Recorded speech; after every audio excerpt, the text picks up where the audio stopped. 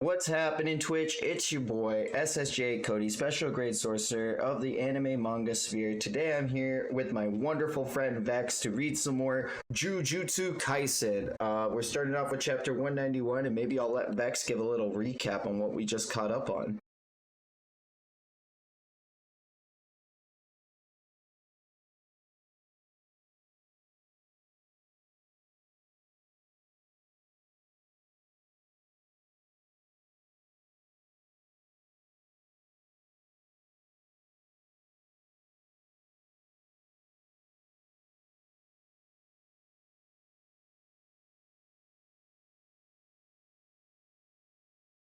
Yep.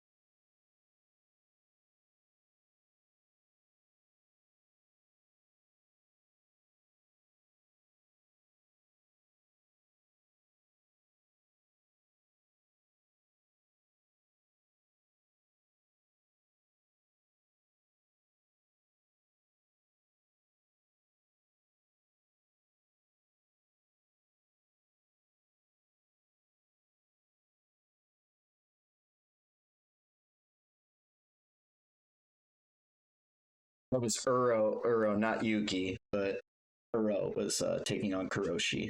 Uro, Yuta, and Ryu Ishigori were all fighting each other in a four-way deadlock after Druve got off-screened.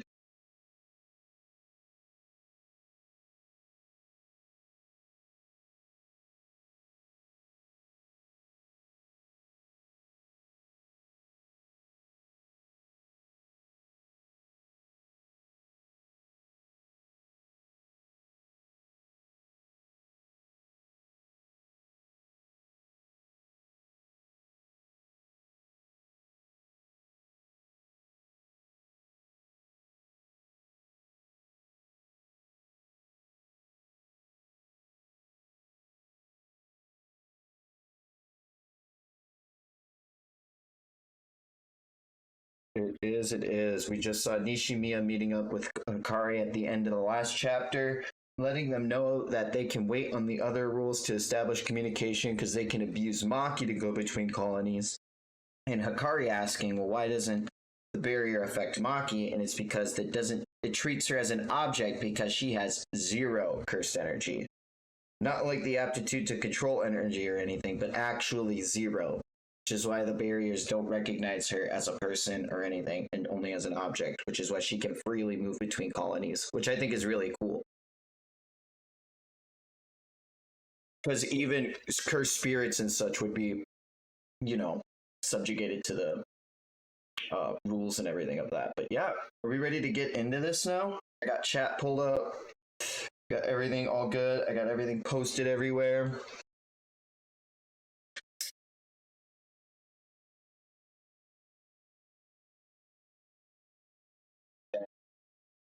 So it's November 3rd at 11:05 outside the Kamo main house in Kyoto. We see a person calling out saying that they're back and looking for anyone who's at home. Oh, good Shido. I need to reach Principal Gakuganji and the Gojo and Zenin family. Boy. As it glares evilly. Yeah. It seems real. As on the yeah. Good. On the next page, we see Noritashi Kamo on his in the Kamo main house, calling out, being questioned by the old hag in front of him. How did you get in here? That damn Kurokichi. Ever since he became captain of the guards, the barrier may as well receive. What are you talking about? The captain is Hisashi. I don't have time for an old timer's jokes. Have you forgotten the next head of the family? The old fool waits and ponders the question given before him. He retorts back on the next page saying, "A child can't deceive me. I may be old, but I haven't forgotten. You don't resemble Master Noritoshi at all. Listen, I'm..." And as we see Noritoshi's face acknowledge what has actually happened before him, he makes his way towards the head of the household's room, and in the room greets him. "Shino is adrift in the world of 150 years ago, so don't worry about it. Anyway, you're late, but the transit system in Tokyo is down, so it's understandable, Noritoshi." Greeted by the familiar face of Kenjaku inside Suguru Gato's body.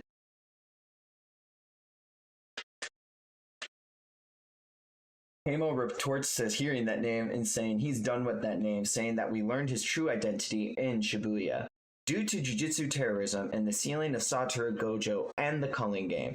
You thought that if the main culprit, although dead, was someone from the Kamo clan, then maybe the conservative faction of the Central Jujutsu headquarters had already become puppets. But I look like Suguru Gato, and there was an order for my execution. So maybe the conservatives were divided, and only some people were responsible for the corruption. Yoshinobu Gakuganji is trustworthy and has influence with the conservatives, so you wanted to plead with him to retract the notice from getting to headquarters. 2. Satoru Gojo has been deemed an accomplice in the Shibuya incident and is thus permanently exiled from the jujutsu world. Furthermore, removing his seal would be considered a criminal act. After all, you guys could get in a lot of trouble depending on how they interpret the removing his seal part. You impress me. You're a student, but you can see the big picture and act accordingly. And too bad I already have headquarters in hand. Noritoshi, realizing he's been beat at every corner, asks him, "Have you already removed the party responsible for recommending Suguru Gato's execution?" Noritoshi responds, "Well, as the one named Akotsu as Yuji's executioner." So, he's literally gotten rid of all of the higher-ups that recommended for Kenjaku to get executed again, and the ones who supported Akotsu being the one to execute Yuji Itadori. So any hope for them to plead with any of the higher-ups in Jujutsu World are dead. And yeah. On the next page, we see that it was the Kamo clan. It was the Kamo clan's conservative seat, and now it's Noritoshi Kamo's as the seat of the 25th family head. You have no place here, so we'll never meet. And as Kamo gets ready to fight for his life, Kenjaku just laughs in bewilderment and says, "No, not like that." Noritoshi wonders why he doesn't intend to kill him, but Kenjaku sees him as just another playing piece in the board, and he says he doesn't want to mess up his new home, so he just tells him to get lost somewhere else. We cut back to the Sakurajima colony, where Maki and Noritoshi see a giant curse spirit entering in through the barrier. But back in November 3rd, right after Shibuya, he ran all the way back home to Kyoto to go see if he could get the principal's help of his school. And motherfucking Kenjaku's like, "Nope. By the way, I'm run this house now." Crazy. On the next page, we see Noritoshi and Maki exchange qualms about the cursed spirit that's in the sky. If that's human, well then that means Panda's human too. I can understand Noritoshi's confusion. It's a cursed spirit, but I have a weird feeling. The cursed spirit moans in ecstasy. Oh, mama, mama, it calls out. As it speeds over faster than the speed of sound, Noritoshi says that it's coming down, and as it blitzes both Maki and Mai throughout the street without even a sound being made, we go over a couple pages to get a beautiful double-page spread of Maki being knocked clear from Noritoshi's side without him even having the time to register what's happening to him. And I mean, Gege's art is off the freaking wall here. If we go from page to page, we can see the subtle street not having anything hit it to just the sound barrier reacting to him cracking over the air to boom, immediately freaking hitting Maki. We're like, I love that action sequence. On the next page, we see Noritoshi even comment that it's too fast, he never even saw it. And as the cursed spirit plunges Maki into the wall, Maki raises her fist to punch back at it and realizes that it somehow dodged her blow. Maki gets knocked back into the pillar again, and she comments that it's fast, but she senses something more. She gets back up to try to launch another counterattack before it can land even more blows on her, and we see outside of one of the festering holes in its body, it cries out, "Mama, Mama, hello, Maki." And Naoya's face peers out from the cursed spirit. Maki calls out, "Naoya!" And Naoya tells her, "That's right, Maki. I came to this site too." To be continued on to the next chapter. Yeah. Oh. On the next chapter, it says that I heard Itadori died by suicide. When finishing off a hostile sorcerer, what must you remember, Kamo? Well, in order to prevent your adversaries from transforming into a curse after death, you must kill them with jujutsu. Right after that page, we have a double-page spread of Naoya's new flesh being born again, seeping with blood oozing out of the new festering body he calls his freaking cursed womb. I don't have any cursed energy, so I killed him with my fist. I should have known this would have happened. Maki comments to Naoya, saying, I failed to finish you off. Naoya retorts back with an evil smirk, saying, No, you don't understand, Maki. The one who killed me was your mother. Maki, shocked to hear this, says, What? And he says, Could it be? Could it be? You're shocked? Well, that's upsetting, but I'm here to kill ya. Did you think you could beat me when you're so distracted? But as he finishes this comment towards Maki, he realizes something out of the corner of his eye, and crashing to the side of them is an arrow that pierces the ground. Noritoshi's blood technique has found its way towards the both in the battle, and has gotten Maki free from Naoya. But it doesn't matter because he's really fast. Naoya is able to immediately pick up on the cursed technique, and he knows of it and says that he hates it. Noritoshi readies more arrows and shoots them through the forest with his cursed technique, trying to make sure that it lands curving around each of the trees. Which I don't think we've seen him do that before. Maybe we did back during the Kyoto School of Change event, but he puts his blood on the arrow tips in order to change the trajectory, which I think is fucking big brain. It's like Wanted. You ever see that movie? I want that power. Noritoshi comments that the power is too slow for him, but it doesn't matter because in that moment he's commenting that it's too slow. Maki has already sent him up with a flying kick towards the sky, knocking him right into the middle of the three arrows, and they all connect. Maki, seeing this opening, slices down with Soul Katana down the middle of Naoya, cleaving him in half. Noritoshi comments, saying, Did that kill it? And Naoya screams out, So, cursed spirits can feel pain. I've exorcised so many, and they all suffered, huh? I feel sorry. Not. On the next page, Naoya immediately oozes amounts of cursed energy and blood all over. Maki says that she thinks it's disappearing, but she says no. That form looks like a cursed womb. She begs for Noritoshi to shoot it before it metamorphosizes and turns into an even stronger cursed spirit.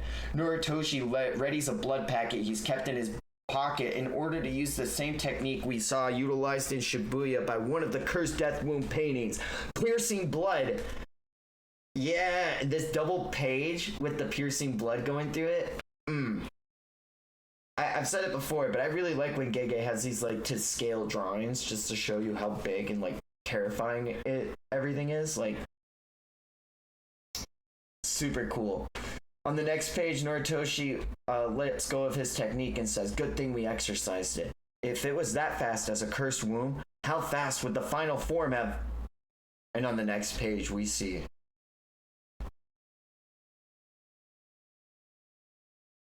it kind of looks like a vagina.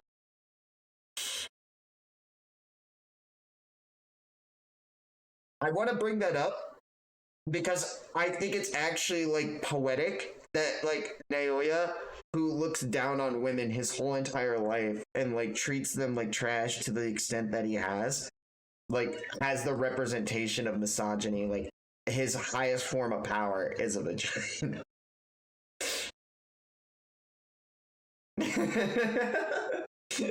On the next page, Noritoshi looks shocked and scared as Maki calls out to him, but before he can even hear the words get to his ears, Naoya's new fist leaves his body and immediately connects with Noritoshi, sending him through several different kilometers away from the freaking battle.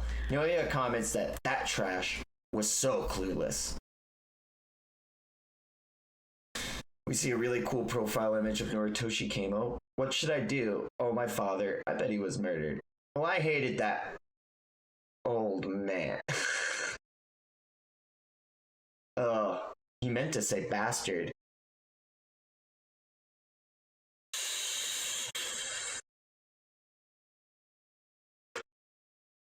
It reminds me of Evangelion.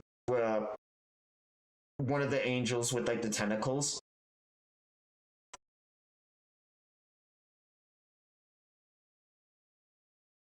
Elder Tor, yeah. Noritoshi, I keep saying Noritoshi when I want to say Naoya. Naoya looks over into the distance and says, impressive. So you are a clan head after all. As we see, Noritoshi Kamo is still alive with his bow snapped in half. How did he live through the attack? Well, it's explained on the next page that he used his blood to block the earlier initial blow from it. He said that if he hadn't blocked it, he would have lost his head and his arm, and that a momentary misstep could mean death, so he needs to raise his game. Upon noticing that the battlefield has entered its next stage, he uses flowing red scale to shoot the blood throughout his body, kind of like a gear second. We know what flowing red scale does. But even that isn't enough for him to counterattack the attack coming towards him. And in swoops Maki, deflecting the freaking blow that's coming towards Noritoshi's face. But only... It's so cool. I misread it.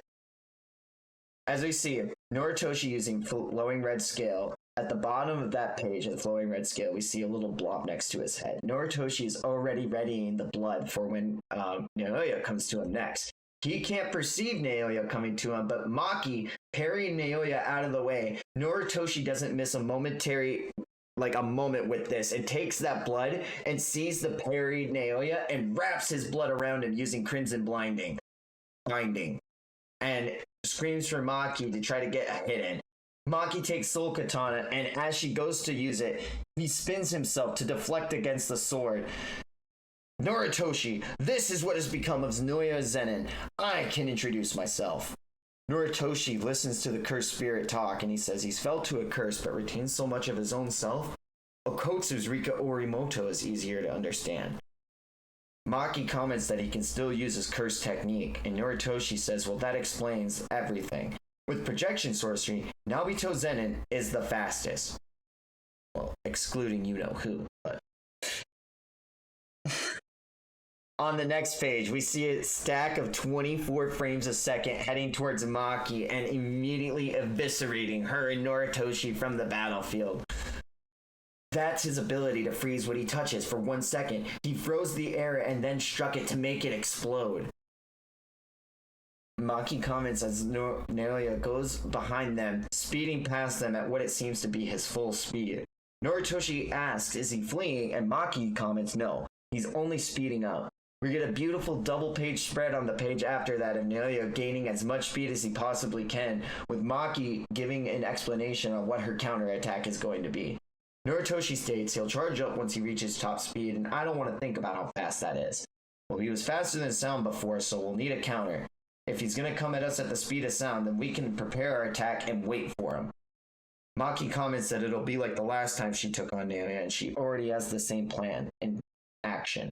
She tells Noritoshi to stay back as Noritoshi actually readies what looks to be little blood bombs in the air, similar to the supernova that Choso had developed. On the page after that, we see I'm a sucker for fucking super speed, man. Like Barry Allen running fast and the buildings going behind it. This shit fucking gets me. And we see all of the buildings unable to resist the freaking shockwave of Neoya's speed as he reaches not one Mach, not two, not three. And the narrator comes on and explains how Neoya is even able to move faster as a cursed spirit. The cursed spirit is able to draw air through its inlets and ejects that pressurized air and cursed energy to increase its propulsion. When it comes at Maki at Mach 5, Maki can only look at it, and on the next page we see Maki is pinned under the ground, under Neoya's feet. Oh, it is Mach 3. I remembered wrong. I thought it was Mach 5. No, so Neoya hit Maki at Mach 3 and put her under the ground and comments, "No way. To think you beat me once." On the next panel, we get to hear about Noritoshi's mother. And he says, "For now, maybe I'll get a haircut. I don't need those towels anymore either." What was that about anyway? Oh, I see. The profiles were explaining what Noritoshi did after he got kicked out of the Kamo house. That's sad. Like, oh, am I gonna go live with my dad? He's probably dead, that bastard. If I live with my mom, maybe I'll get a haircut. That's funny and really sad.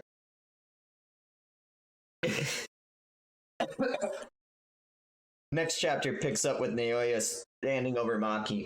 "This sort of takes me back. There are things children can't do that are easy for adults. And after you grow up, you can't even remember the time that you couldn't do it. This is just like that." Maki laughs and asks Neoya, "When have you ever been an adult?" Neoya, without missing a beat, comes back and asks, "Why don't you ask your sister Mai about that?" Maki, hearing that her sister's name, is sent into a fury trying to get up against Neoya, but she can't even move a muscle. But just as she goes to reach her counterattack, 2 more arrows fly into Neoya. And Neoya calls out to Noritoshi Kamo, screaming, "Hey, we're in the middle of something here!" But unable to get the full thought out, he's kicked away by Maki's strength. And Noritoshi, coming in with a fuck ton of blood behind him, uses a freaking blood slash. Neoya even comments on this, saying, "Huh? How is he expending so much blood? It should kill him. Does he keep blood packs on hand?" And on the next page, it's explained even further. While we see Noritoshi is freaking exhausted, he's circulating the blood outside of his body and bringing it back inside of him so he doesn't die of blood loss, so that he can use even more blood techniques. Because he's not blessed like Choso in the fact that, like, he has an infinite amount of blood. Yeah. But this is huge, to be able to, like, learn how to circulate your blood at the heart rhythm so that you can use it in attacks. This guy is truly freaking gifted, and it can't be understated. Like, that's crazy freaking, like, that's huge. "Maki, we can't afford to lose you right now. I'll hold him off and you get outside the barrier." Maki states that is not gonna happen, because you'll die. Noritoshi states that the way things are going, they're both gonna die. "I've suspected you've suffered a bit of internal damage, but a brief rest won't be enough." Maki states that she's fine, and all she needs is a brief bit of time. She can heal her injuries, and she just needs 5 minutes. Noritoshi states that if he can give the 5 minutes to her, what are the chances of winning? He says 8-2. And he says, "Who's the 2? Maki claims that it's herself. And with that reassurance, it's all he needs to give it his all. She says, "So stay alive for 5 minutes," and he gives no promises. Because whether he lives or dies, as he reflects back on the last time he's seen his mother and father, well, that doesn't really matter anymore. Neoya flies out to Noritoshi as he has that last sentiment, and he puts up a crisscross pattern of blood in front of him, trying to negate the blow that's coming towards him. But it seems ineffective as it knocks Noritoshi to the side. Immediately, Neoya takes notice that Maki is missing, and he asks where she is. He can't sense her like this, and it reminds him of Toji. Noritoshi starts thinking of all the options in his brain to try to get 5 minutes out of Neoya. He's faster than anything, but in terms of toughness, he barely compares to Hanami. He curls up when hitting top speed in order to increase his toughness so that his own speed won't destroy him. But due to a binding vow, he isn't that tough the rest of the time. And he reacts to the blood of blood manipulation users, which is poison to cursed spirit. That's kind of huge, that like blood of that clan is poison to the cursed spirits because they are blood manipulation users. That's pretty neat. As Noritoshi is thinking about all this, though, he's not thinking fast enough as judo chops Noritoshi in the freaking face and sends him through several different kilometers of trees. Not letting up, he follows him up after him and keeps plowing him through different amounts of trees. But Noritoshi is actually big brain. Grabbing a hold of Naoya, he opens up one of his holes and starts blowing blood from his mouth into him. Naoya, upset by the freaking burning sensation inside him from the poisoned blood of the blood manipulation user, says, "Ugh, he blew blood into my inlet. What a dirty new move." Naoya seems to think that I won't use a big technique because I'm afraid of blood loss. And as he claps his hands together for the all-familiar technique we know, Noritoshi lets out piercing blood point blank in front of Naoya. And it starts to pierce his hard exterior. Naoya crying out, "Enough already!" Noritoshi reflects back on even of his last moments again. What would Mother say? Would she chide me for not becoming clan head? I failed to create a place for her in that house. But Mother... As he trails 2 steps behind this happy memory, he can see his child self looking up at his mother and his father. And we see Noritoshi reflect, saying, the one who has no place to go is...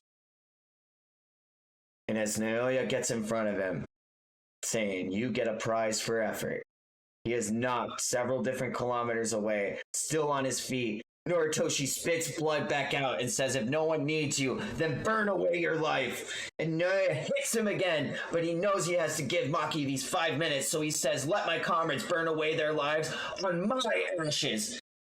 And with a new fiery resolve, he stands up, dripping blood out of every single freaking vein that he has in his body. Naoya realizes that there's a stomping coming up upon him. And 2 new figures have entered the battle. Sumo!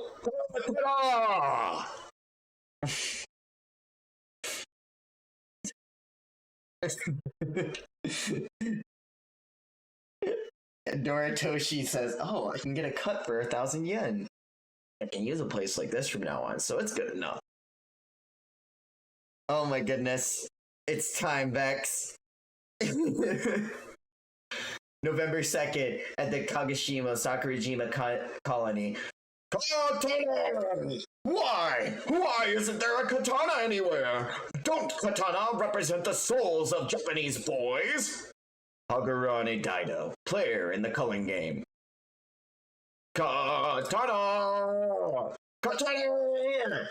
Katana! As we see Daido, he is roaming throughout the Sakurajima colony, calling out for a katana. Something spots his eye. Katana! And he picks up a Demon Slayer first form water surface / replica. First form water surface /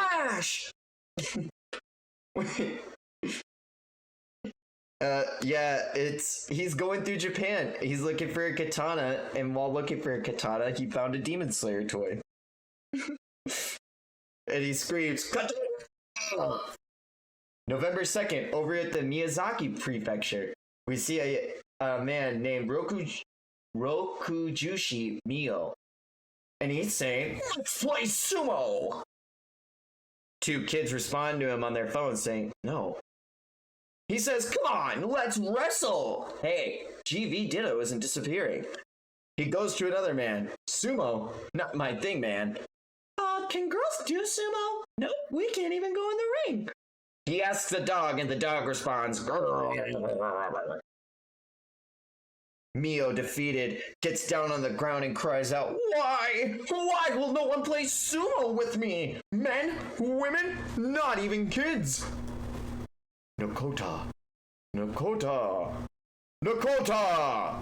He hears the words and he crashes through the screen where the words are being played on the TV, and he asks the young old lady, you heard me, you watching sumo, old lady? Who are these guys? And where are they? Ryogu. Ryugoku in Tokyo. Ryogoku in Tokyo. He puts on a pair of shades and packs up everything he owns and says, that's it. Tokyo means capital of the East. So I go right. And as we look on the map, he wasn't supposed to go right. In fact, you're supposed to go up.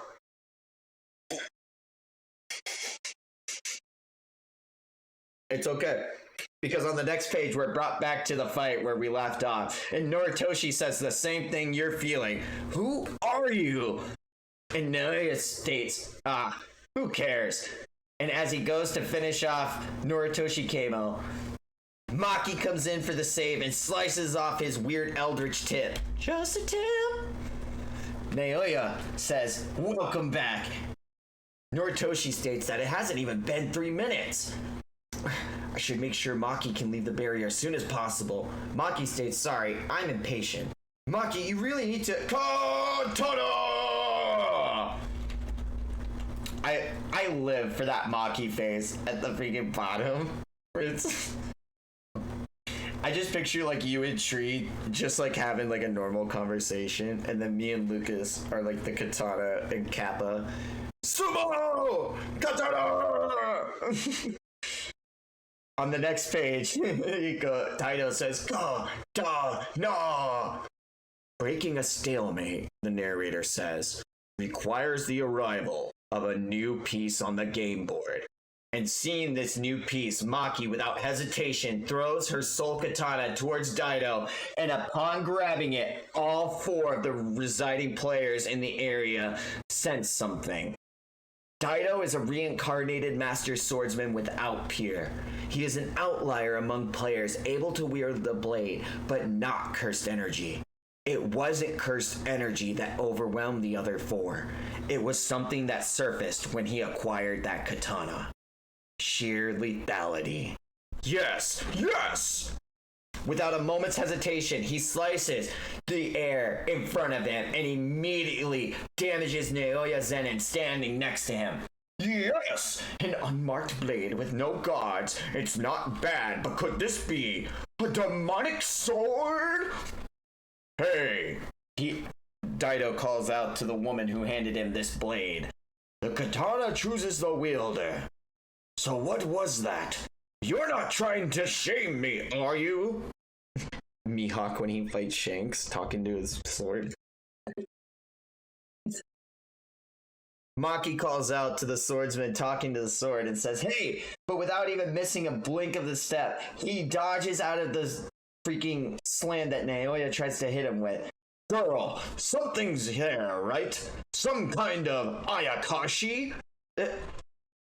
You can't see it? Maki asks bewildered, and Daido states, can I see it, you ask? No! But if I see everything else, it's the same as being able to see it. And with that different remark, immediately Daido slices through Naoya Zenin just like a knife through butter, slicing him open, leaving his body asunder. Naoya calls out, what the hell?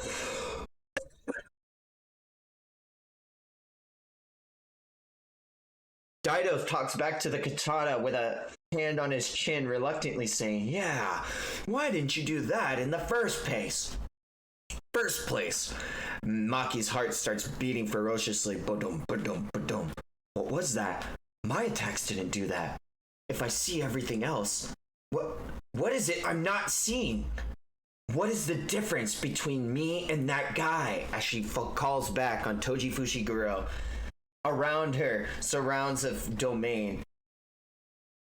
She notices the domain forming around her and wonders what it is. The Kappa calling out, Hakayori!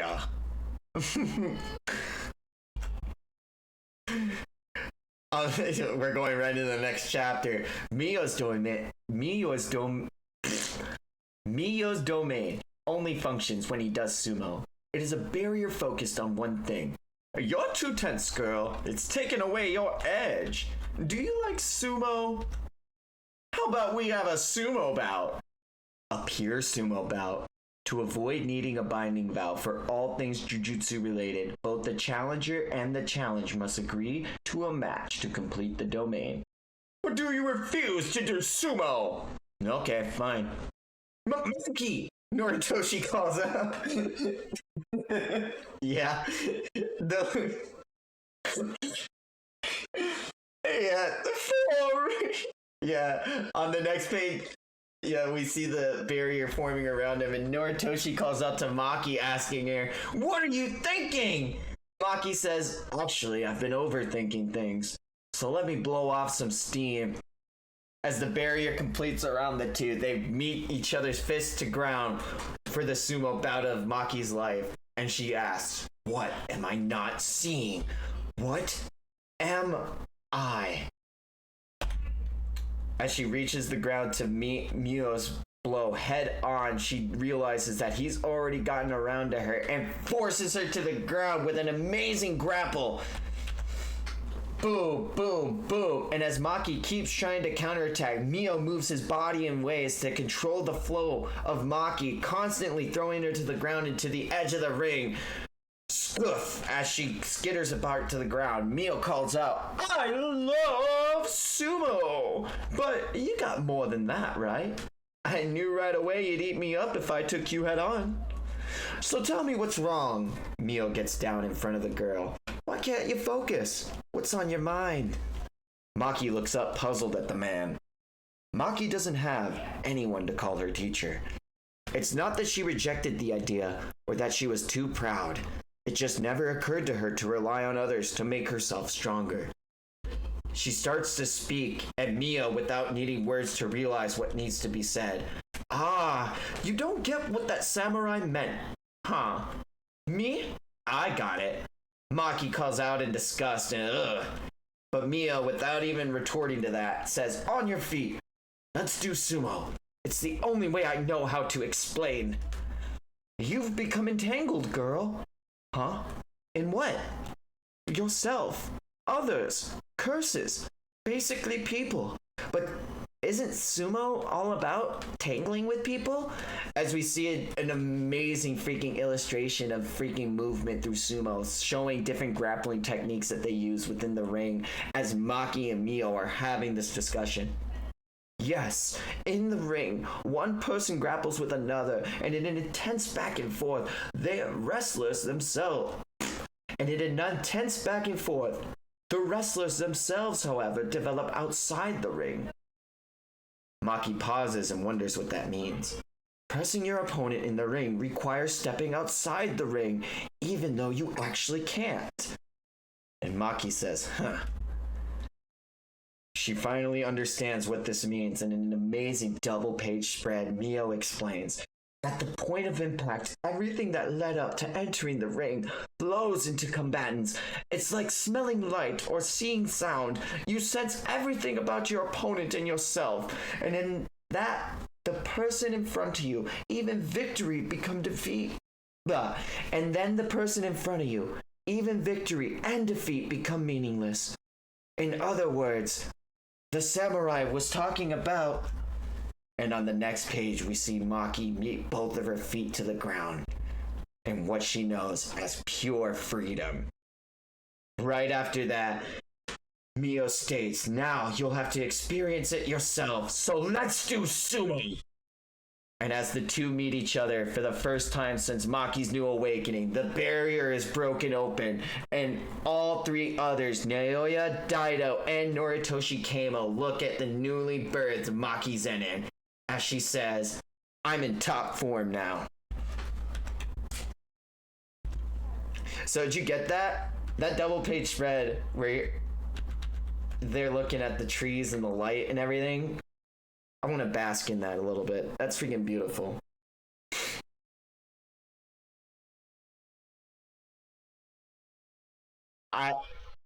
Yeah.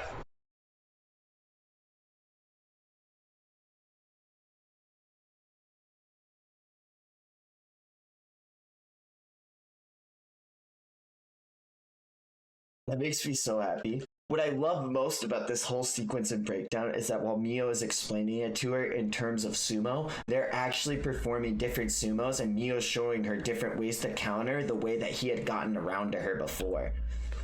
And so,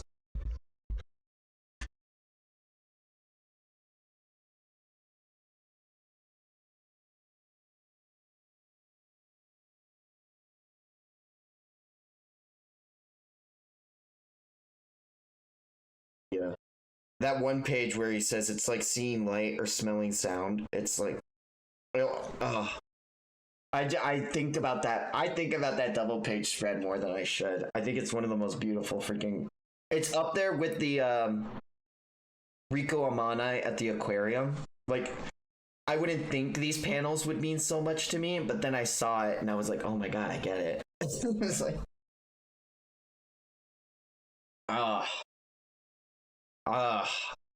as Maki is standing before all three of the fighters, we see Naoya comment, she's totally changed. What could have happened inside that domain inside a short time? Daido even comments to himself. It's like she's gotten older. Did that kappa do something? And we see the narrator on the next page explain. As the result of a binding vow being removed, time flows in Mio's barrier. As the result of the binding vow being removed, time flows faster in Mio's barrier. In the time it took for over 1,000 bouts inside the domain, less than a minute passed outside the barrier. So they had more than 1,000 bouts of sumo in that time, in under a minute.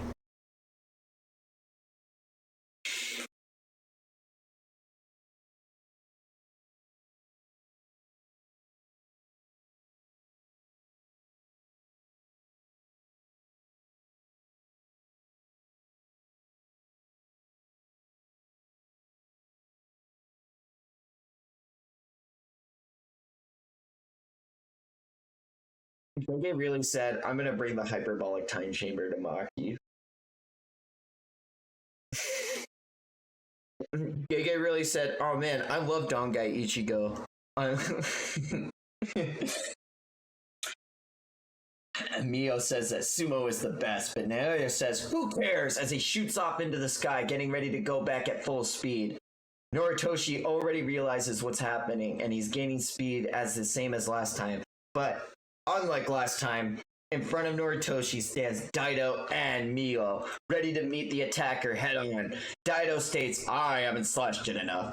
And Mio states, I haven't done enough sumo. Noritoshi thinks to himself, are they cooperating? Are they cooperating players who've been reincarnated? Who are you two, he asks.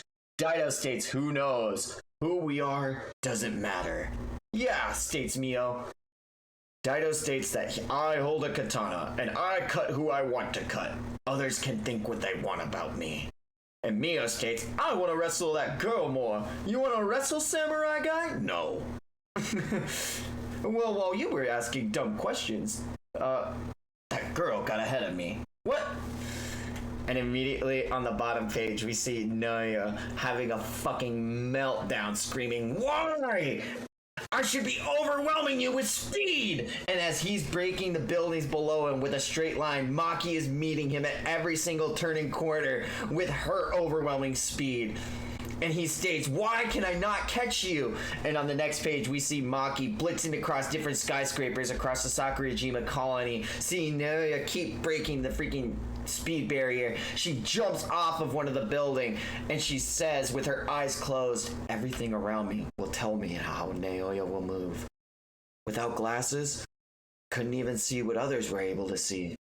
I gained this body thanks to Mai, and now I can see without Krill. Now I can see curses without glasses. I was satisfied to be like everyone else. That person would have reached that height.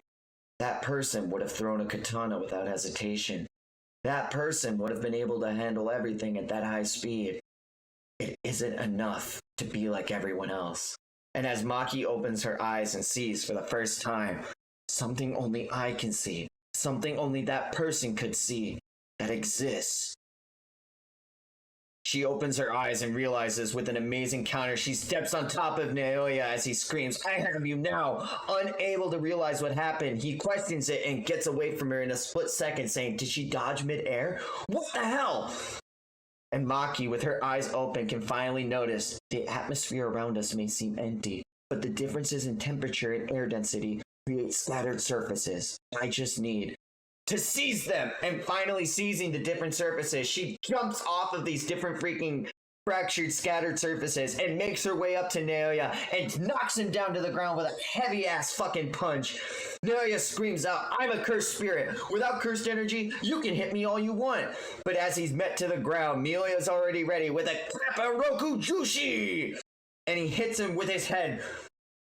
And immediately, as he's knocked into Dido's fierce fucking slash, his skin bubbling all over it, seems like they're pushing him all the way to the back. Maki, freaking seeing him cut open, hits him with a kick from behind, saying, "Impossible, impossible, impossible, why?" As he's greeted with that image of Toshi Fujiguro behind her, realizing the menace that has been born again into this world. On the next page, we hear Naoya scream, "The one who stands with them is me! Domain expansion." This is a really cool panel. I love that, like, after all this time, we finally see Naoya's face again. Like, we kind of saw his face when it was weird and stretched out, but, like, this man really hates Maki. This is a certified hater.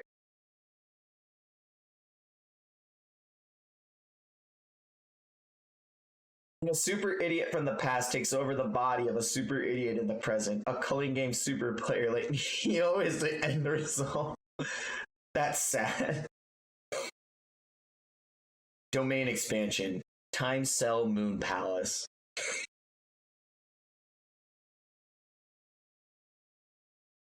I like to think that the eyeball is in the background because they constantly kept trying to reach up to Gojo. And Gojo has that Six Eyes Infinite Eye in his domain expansion, but unlike being like benevolent or like encompassing and nice, this is just eerie. And then on the next page, this double page spread, it really does look like I was right. I just want to say how fucking beautiful it is that like the literal human embodiment of misogyny has his pinnacle of his power in a vagina. It is. You can't tell me it's not. Dude. That is a literal cursed womb.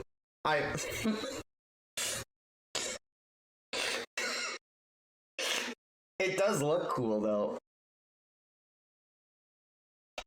So on the page after that, we see two different strips of what seem to be film pierce Mio and Dido into their necks, and Naoya claps his hands. But it seems like nothing happened to them on the page afterwards, and there's no residual effects from the hit that happened to them. But it doesn't matter. It's do or die time, and as the two go to make their way towards Naoya, they are covered with slashes from head to toe. They both scream out in pain, screaming, "What? Huh?" Well, it's your first time seeing this, but anyone whom I touch has to move like me or they freeze up for 1 second. In this domain, it seems the technique's target is even more precise. It can even target individual cells. And if you try to move, they might get out of whack. And that happens. And so anyone who doesn't move down to the cell, the same as Naoya, will have their cells get out of whack and have wounds appear all over their body and fester. It's this chapter. Okay, hold up. I might have to get a different thingy. This chapter's fucked up on this website. I knew it was one of them. Don't worry, folks. Cody comes prepared. If you go to the next page on this website, it goes back to the previous chapter for some reason because I think the scanning got messed up.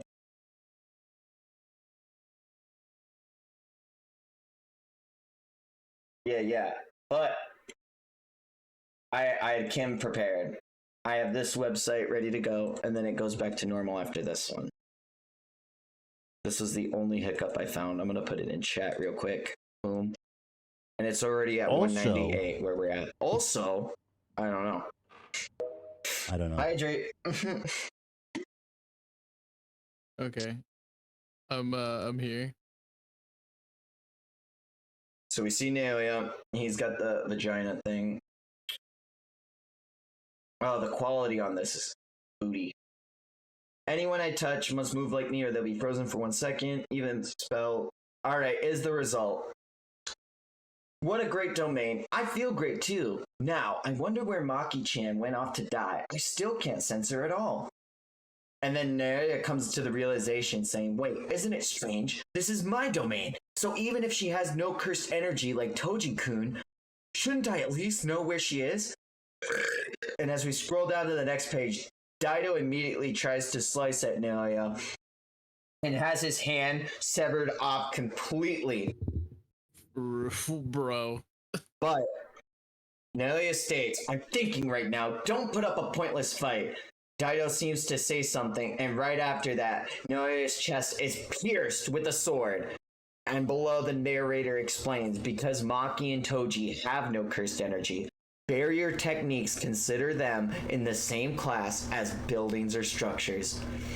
Unless the barrier uses a physical object as its shell, like the one shown by Fushiguro in Tokyo Colony No. 1, or unless she agrees to the condition or intentionally chooses to invade it, Maki cannot be trapped inside a domain. And as she materializes behind Naoya, it was shown that it was actually Dido. He didn't slice his own hand off. He meant to throw the katana to Maki because he could see beyond the domain. How cool is that? It's fucking big brain. Holy shit. Below that, we see two hands reaching each other. And we see, do you get it now about me? Even if I had to be wielded by some sweaty old stinky man, I wanted to show it to you. You really were able to destroy it all. And Maki meets the familiar gaze of Mai for the last time. Maki says, yeah. And the narrator states that the sword Mai left behind is a replica of the cursed tool's Soul Liberation Blade, which is the same one Toji Zenin had. It ignores the hardness of everything and cuts the soul directly, but in order to use it at its full potential, the wielder must have a pair of eyes that can see the souls of inanimate objects. Naoya snaps his neck 180 degrees. You fucking scum! You're gonna lose for not finishing me off in one hit. You can no longer move in this domain. And that is why you will always... Huh? Why? As Naoya finally gets torn in half, the domain's sure hit effect had no way to recognize Maki, who has no cursed energy. Also, I think it's really cool that it was Mai talking to Maki with the blade right there, because that means that the old man was talking to Mai and was like, are you trying to make me look bad? Are you... Bruh. Oh, Some brutal art when homie like snaps his own neck back into place is interesting.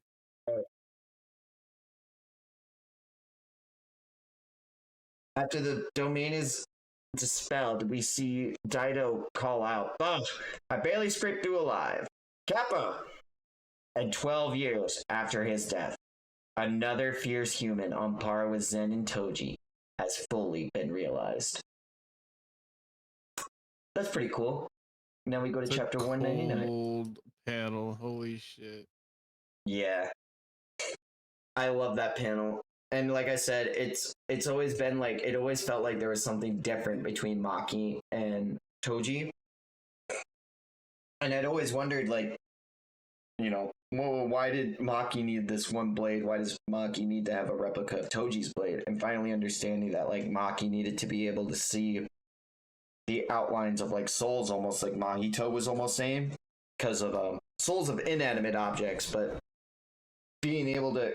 It's a really cool sword, and it's really cool that it's, like, only able to be used by those two people to its fullest potential.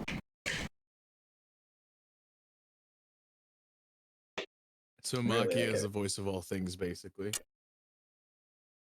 Well, eyes of all things. She's Yeah. Dude, like realizing the air had different temperatures and densities and shit. She's like, oh shit, I can double jump. Like, it's one of those anime moments where I'm like, okay, we had to get her a moment to get kind of pumped up. But then when I thought about it, I was like, that is kind of fucking cool though. Like, if I could, I would. Noritoshi calls out and says, so you won? Well, yeah, basically thanks to those guys. Well, how are they? Well, like you, they're seriously wounded. I'll take care of them later. You weren't acting like yourself earlier. You know my situation. You're also from one of the big three families. I couldn't make it as head of Kamo clan, so I'm worthless. There's also my name. I suspect that mother. Noritoshi Kamo is named after the most vile sorcerer in Jujutsu history, as we remember back from Shibuya, when they got Kenjaku's name mixed up. He wonders that his mother hates him because of why she named him that. And Maki says, well, did she tell you herself? Because my mother did, and then she tasted my blade. Maybe I was wrong. Maybe I should have talked to her more. What are mothers to us anyway? I ended it without getting a good answer. So you shouldn't make the same mistake. As Maki remembers that the one who actually killed Naoya was her mother. Touching. Noritoshi thinks back on this and says, yeah. And we get a flashback to the Kamo house, and we see inside there, they're saying, huh? You named him that? Why? Well, yeah, it's a forbidden name for that family. I was just pissed, so I did it. Poor Noritoshi. It's alright. Although, I didn't know if it was best at the time. I honestly gave him that name, so he could ditch them and come home to me. Well, what you talking about? Your brother. Oh, is something wrong? No, but I'm worried. Is he nice? Yes, he's nice. After all, he's my son. Look at those flowers. Yeah. That's crazy. Immediately with the freaking like skyscrapers and shit down below is like, gay. So we're back at Tokyo #1. Oh shit. Good morning. Here we go. Did you sleep Oh well, my Destiny God. 1? Oh, here we go. Megumi Fushiguro wakes up and asks, how long was I out? I'm talking to you, Itadori.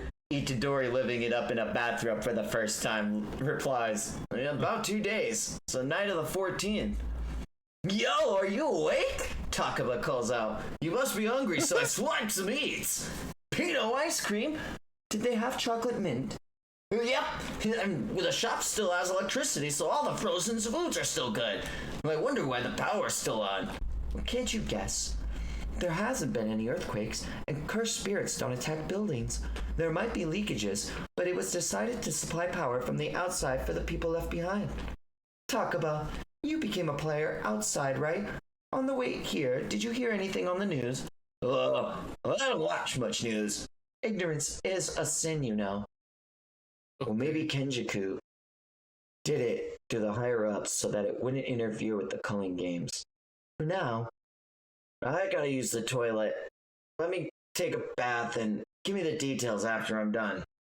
We see Takaba, Hana, and Itadori all cheer on Fushiguro as he goes and takes a dump in a bath.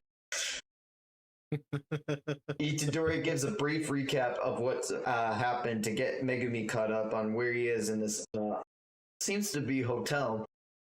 So Itadori came across Takaba fighting. You're Say No More, and you worked together to find me. And you spotted Kurisu carrying me. Whoa! Patricia! And here we are. Do you know what caution means? Well, and all three of them exclaim, you know. Sorry. Thanks for helping me. And then again, all three of them, well, you know.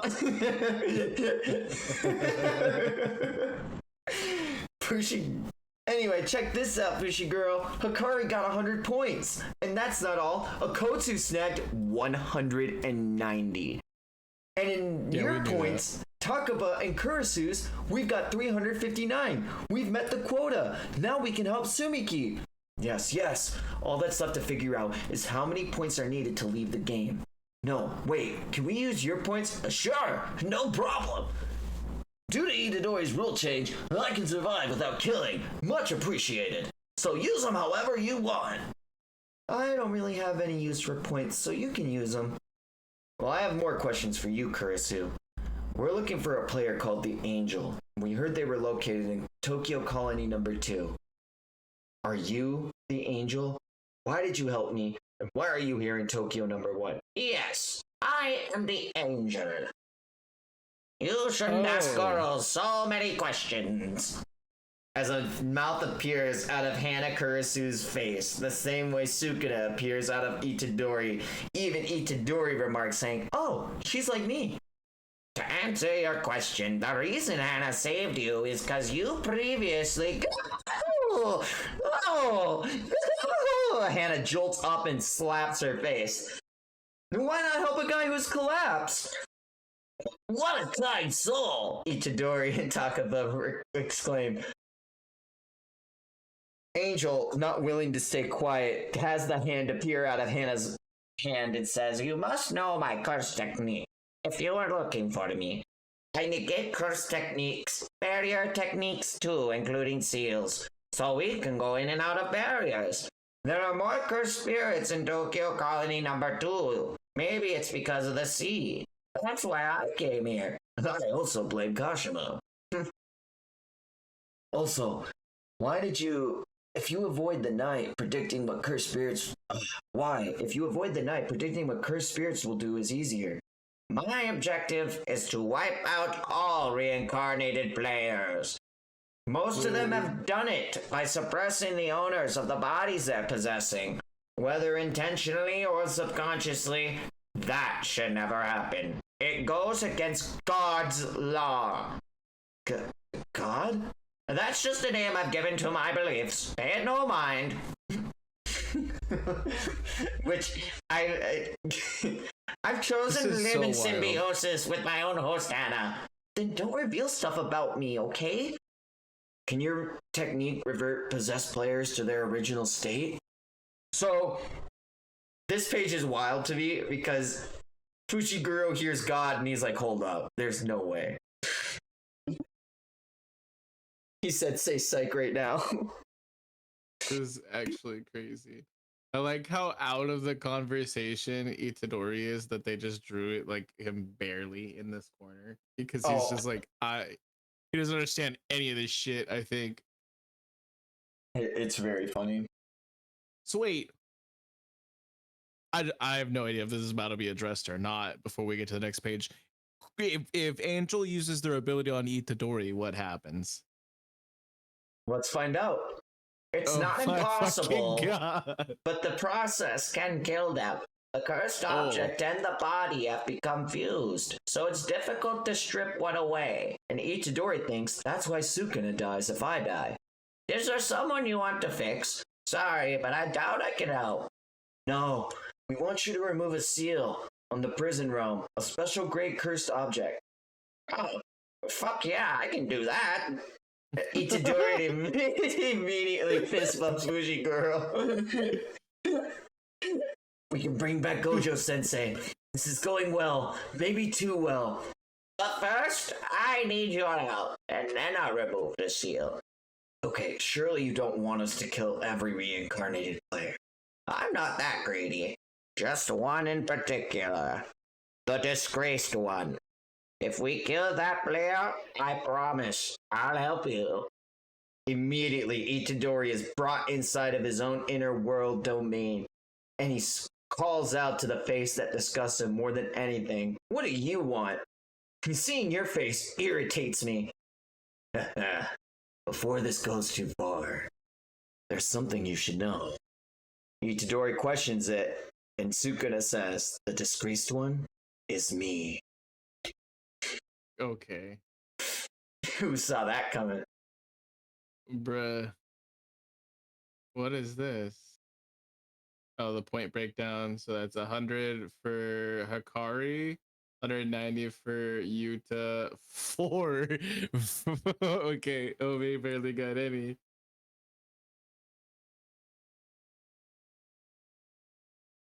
Wow, that's adorable. Who do you talk about? He looks like, whenever, I want you to know, whenever I think of Renchi, I think of Takaba's face on a monkey. Like, I kid you not. That is what Renchi looks like to me. I can't. I'll cook some AI art up on that. Oh my gosh, on the next page we have Hannah and Angel getting into a fight. You said something too suggestive to him. It was just a hint. I want him to notice for himself.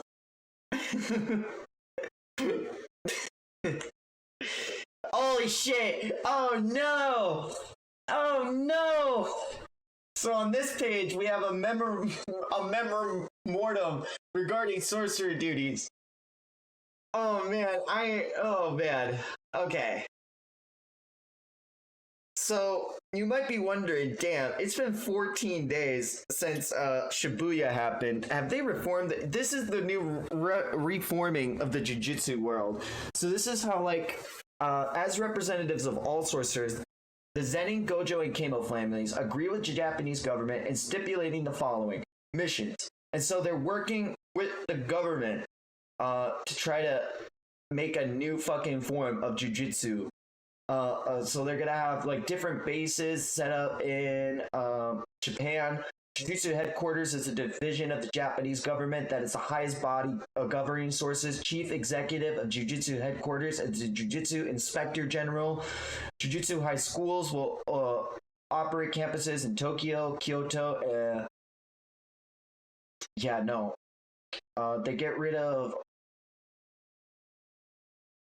Yeah, this is just basically showing off that they want to integrate Jujutsu society with the government, and that they want to do retirement for sorcerers, different kinds of discipline. Jujutsu Inspector General may sentence sorcerers who disobey commands and fail to provisions in memoriam in one of the following punishments. So under this new rule of Jujutsu sorcery, where it was people getting executed was not a normal thing. It was like a Yuji Asukara, Yuta is a special grade. Like, this doesn't happen. But under this new one, immediately you could be publicly executed, privately executed. You could be designated as a curse user, so pushed away from all of Jujutsu world. You could be sealed. You could be confined. You could just be suspended. Fuck knows what that means if the rest of it wasn't bad enough. And confiscation? Cool. I hate this. The next page shows protection of non-sorcerers, and sorcerers say, sorcerers must never harm non-sorcerers through the use of jujutsu, cursed spirits, or cursed objects. Furthermore, they must endeavor never to harm non-sorcerers by overlooking a threat. However, exceptions shall be made for a situation in which it is necessary to preserve the sorcerer's lives or the lives of others. Message from Redacted. Regarding immediate annulment and or abolishment section, consult the Gojo family at one. Family head absent. Inside barrier, blank, blank, cessation. And then they are wondering if Gojo is dead. But yeah, this is huge because this literally shows that, like, they're trying to change the entire Jujutsu world while Gojo has been gone for 14 days. So they're trying to integrate it. Like Hikari was saying, it's public knowledge now, and he wanted to be on the ground level of restructuring how it would be integrated into Japanese society as a whole. As you can see from like how much this has already been planned out, it already looks like they've had a reformation in plan and ready to go. So it makes you wonder, how long has this been set up? The fact that Kenjaku had taken out many of the higher ups that would be able to answer is like he is probably the one pulling these strings in the absence of so many of those higher ups and family heads and things like that, since he is the head of one of the three families and is responsible for the disappearance of another head of that family, and then the third family has been entirely massacred at this point. Minus two. Megumi and Maki can make a new Yes, that's true. But they are currently within the barriers, and Kenjaku is the only one free to just go in and out of these barriers. Well, Maki can as well, but she doesn't. That's not her prerogative. Is to that is entirely, I think, Kenjaku's deal is to like restructure all of this. So I'm assuming he is almost entirely behind how quickly this is going. Obviously he kicked it off with the Shibuya incident and things like that, but he had machinations in place longer, but he was setting up dominoes for a while, it feels like, with all of this. And hundreds of years like possibly. Yeah, it scares me because it's like he worked so hard to get Mahito's curse technique to kick off the culling games, to do this with a remote activation of idol transfiguration. And then in that same vein, when he did that, the line where he says, "Oh yeah, I wanted Jogo's technique too," and I was like, "What would you have done with that? What did you need that for? What? Like, you're already Machiavellian. It's crazy to me." Did Jogo have like his full potential of his technique awakened, or was he just big strong, like without, like, you know, Mahito, it took him a minute to get to the point where he got with idol transfiguration or whatever. Like, did Jogo actually reach that point? I think he was. In episode, I think it was either 4 or 5, Jogo had fought with Gojo and awakened to domain expansion, and he had stated that it wasn't his first time using domain expansion to that point. And then in Shibuya, he uses a technique that's not really used a lot in Jujutsu Kaisen. I think Jogo and Gojo are the only ones to do this, but you can bring a technique to its maximum by using, and Geto. You can use what's used as a maximum output technique, which Jogo used maximum output meteor, and he summoned that giant meteor into Shibuya. Okay. Yeah, so that is his like his grand. That's his Uzumaki output, or his. Yeah, that's okay. I get you. It's the peak of what his curse technique is capable of. Yeah, and what's crazy is he could probably do that in a domain expansion even, because it's just the meteor technique. But with the way his technique works, it locks you inside of an active volcano. It's what is it? It's Tomb of the Iron King? I think it's Tomb of the Iron King, yeah. Something like that, yeah. I don't remember. It's been a minute. It's been like a week for me, but I don't want to tell people how often I consume this. On the next page, we see Sukuna looking bad as fuck, saying, "I'm the disgraced one," and immediately throwing Itadori back into the fray with his friends. Worried as fuck, Fushiguro looks over and says, "What's wrong?" Itadori says, "I don't feel well. You mind if I lay down on the sofa?" Yeah, go ahead. Hanakurasu takes Itadori's spot on the chair, out of eyesight from Itadori. Takabas exclaims, "Oh, is your stomach hurt?" And immediately Itadori stands up to play charades with Megumi and goes,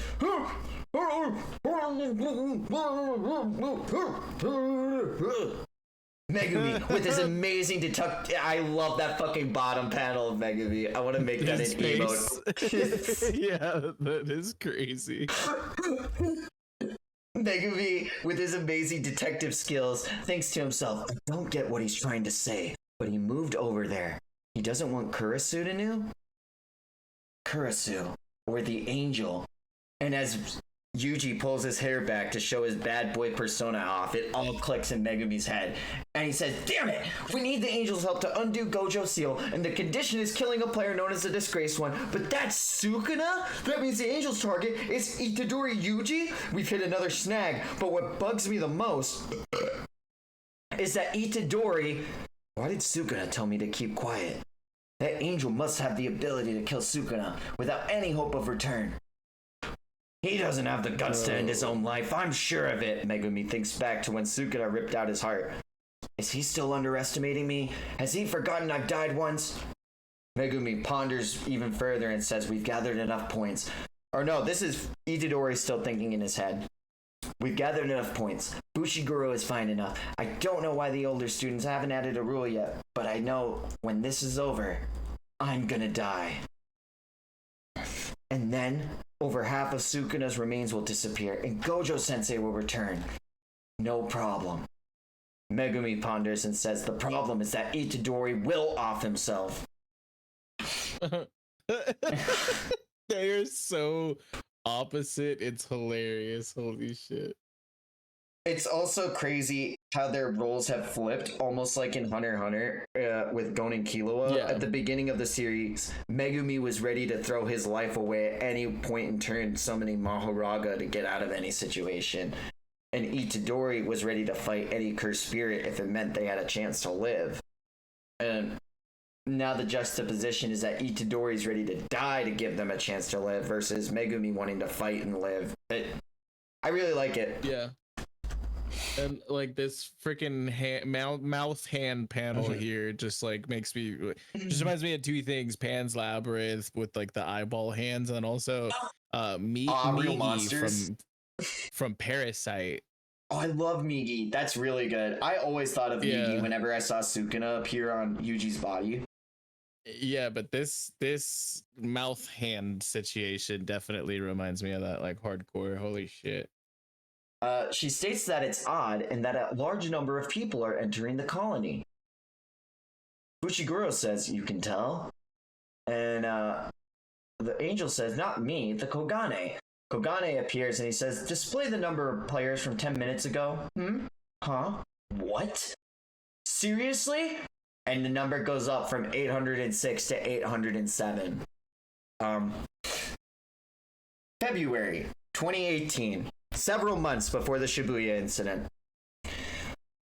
The streets from negative emotion produces a cursed energy. Oh, I know who's talking. The stress from negative emotion produces a cursed energy that is always leaking out, even if it's only in small amounts from Japanese people. When it builds up, it creates a kind of specter or monster called a cursed spirit. Individuals who control that energy and demonstrate what you call supernatural abilities are sorcerers. And we see Kenjaku talking to a seat of U.S. officials. These phenomena are mostly observable by the Japanese population, but there are exceptions. Cursed spirits are usually invisible to the naked eye. Arame is going around, passing around something, asking the people to take something. They exist within the wavelengths of visible light, but the brain cannot recognize them and cameras cannot capture them. They are forms of a second light. Why the glasses? Sorcerers have turned them into cursed tools. They function as a kind of screen that allow you to see cursed spirits and other manifestations of cursed energies. Such as... Cursed spirits aren't the only things non-sorcerers fail to see. It's also difficult to see the phenomena that sorcerers cause. As they put on the glasses, they realize the sight before them. A bunch of different cursed spirits and dead bodies are strewn about the office of these high-ranking officials. Everyone gasps and says, "What is this? Some kind of trickery? VR makes me nauseous. We've already confirmed this. Cyrus? Calm down, Mr. President."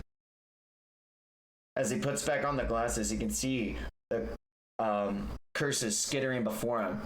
This is a vein of gold, and if we do not seize it, we'll fall behind. This is Cyrus Vale, Under Secretary for the U.S. Office of Energy and Environment. We see all of the cursed spirits are disintegrated before the two, and we see Arame says, "We mean you no harm. Please, take your seats." As I mentioned, cursed spirits and cursed techniques do not appear on the camera or to the naked eye. What I'm about to show you are images filmed with technology that captures a puppet's sight, controlled by a sorcerer using puppet manipulation, as we see Kokichi, aka Mekamaru, giving... They're using Mekamaru's recordings to show the officials different instances of cursed energy. We see Aoi Todo, Nanami Kento, Gojo Satoru, and Sukuna, all before these officials giving off different recorded instances of their extreme power.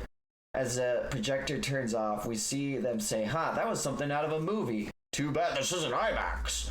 Do you understand, President? Understand what? Cursed energy is energy.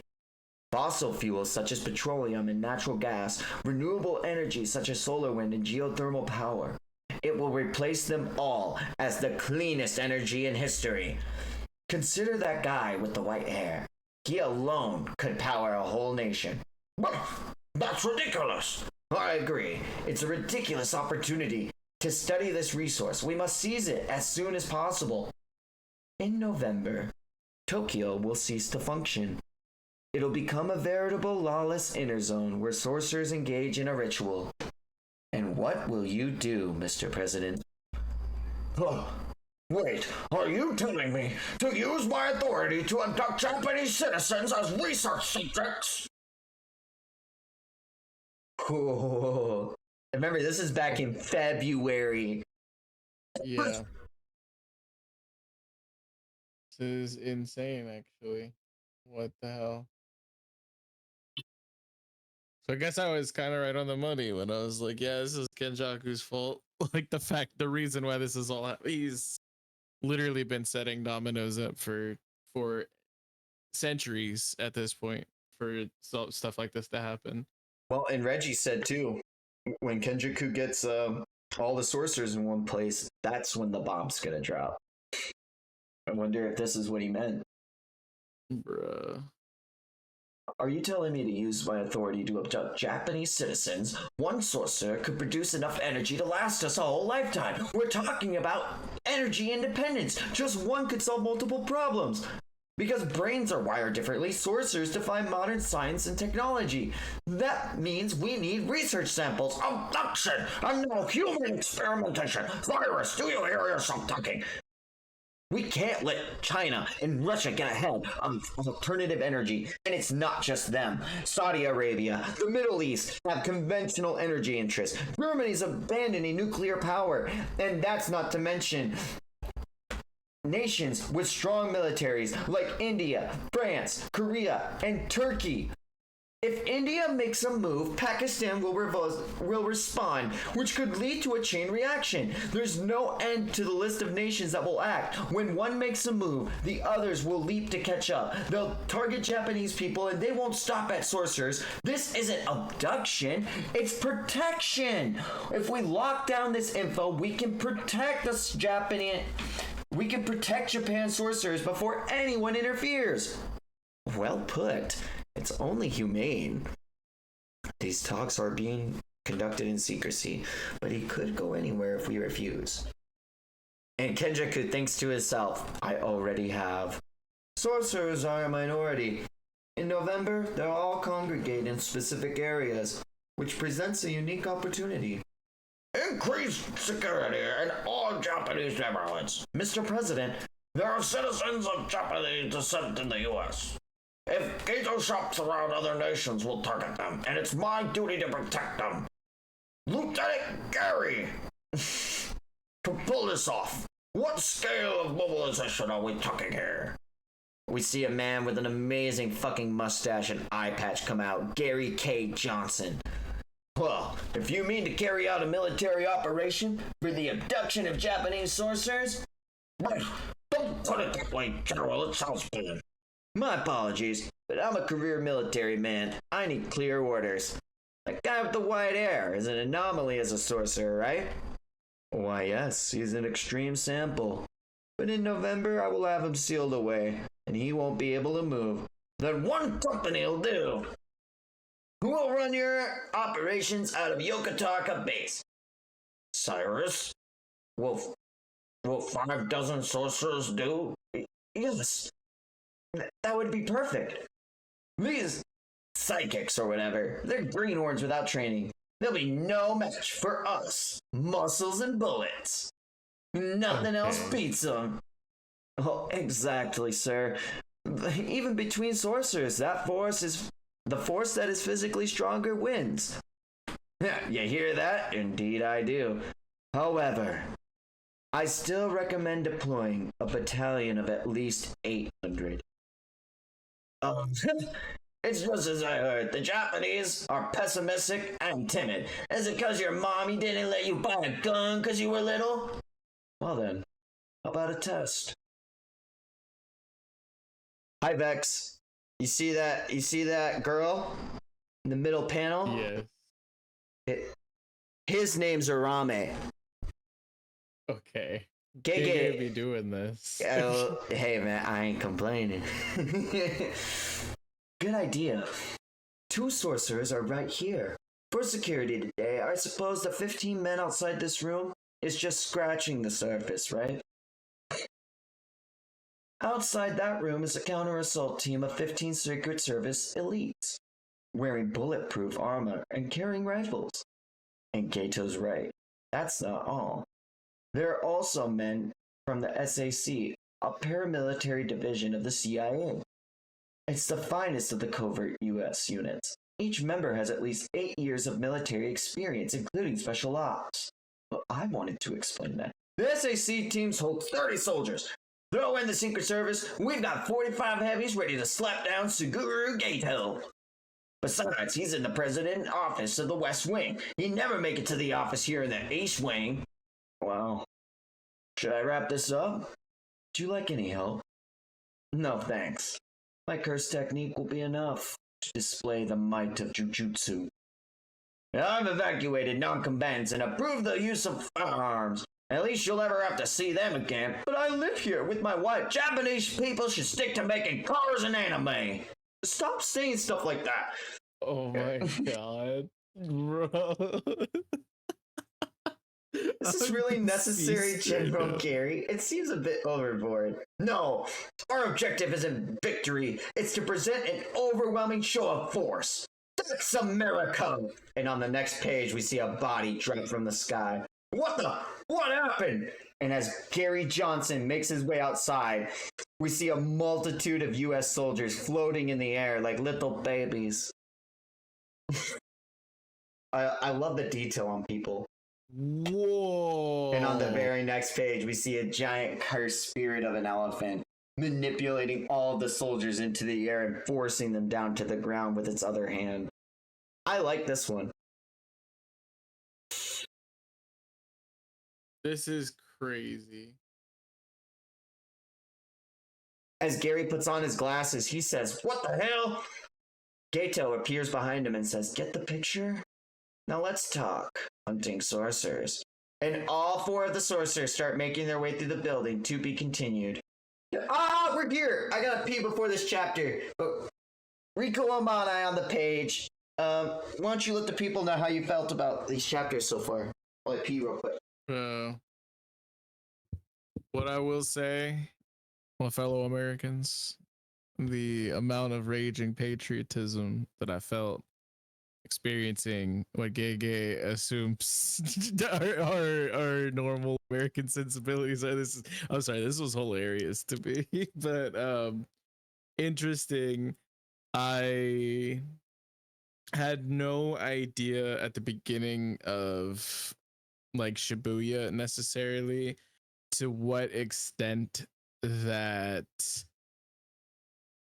had already been like gone, like that Kenjaku had already gone to, like when it comes to binding contracts with like sorcerers from hundreds of years ago, to specifically seeking out Suguru Geto for his ability, and then like specifically cultivating the environment for specific cursed spirits to get maximum output techniques that were like he was specifically looking to assimilate.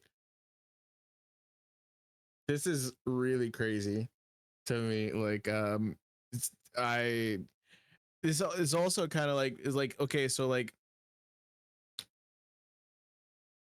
seeing the star vessel like here, just from like, I'm just like, so why, if he really actually did want to get to somebody like Tengen, like I'm sure he probably could have by now.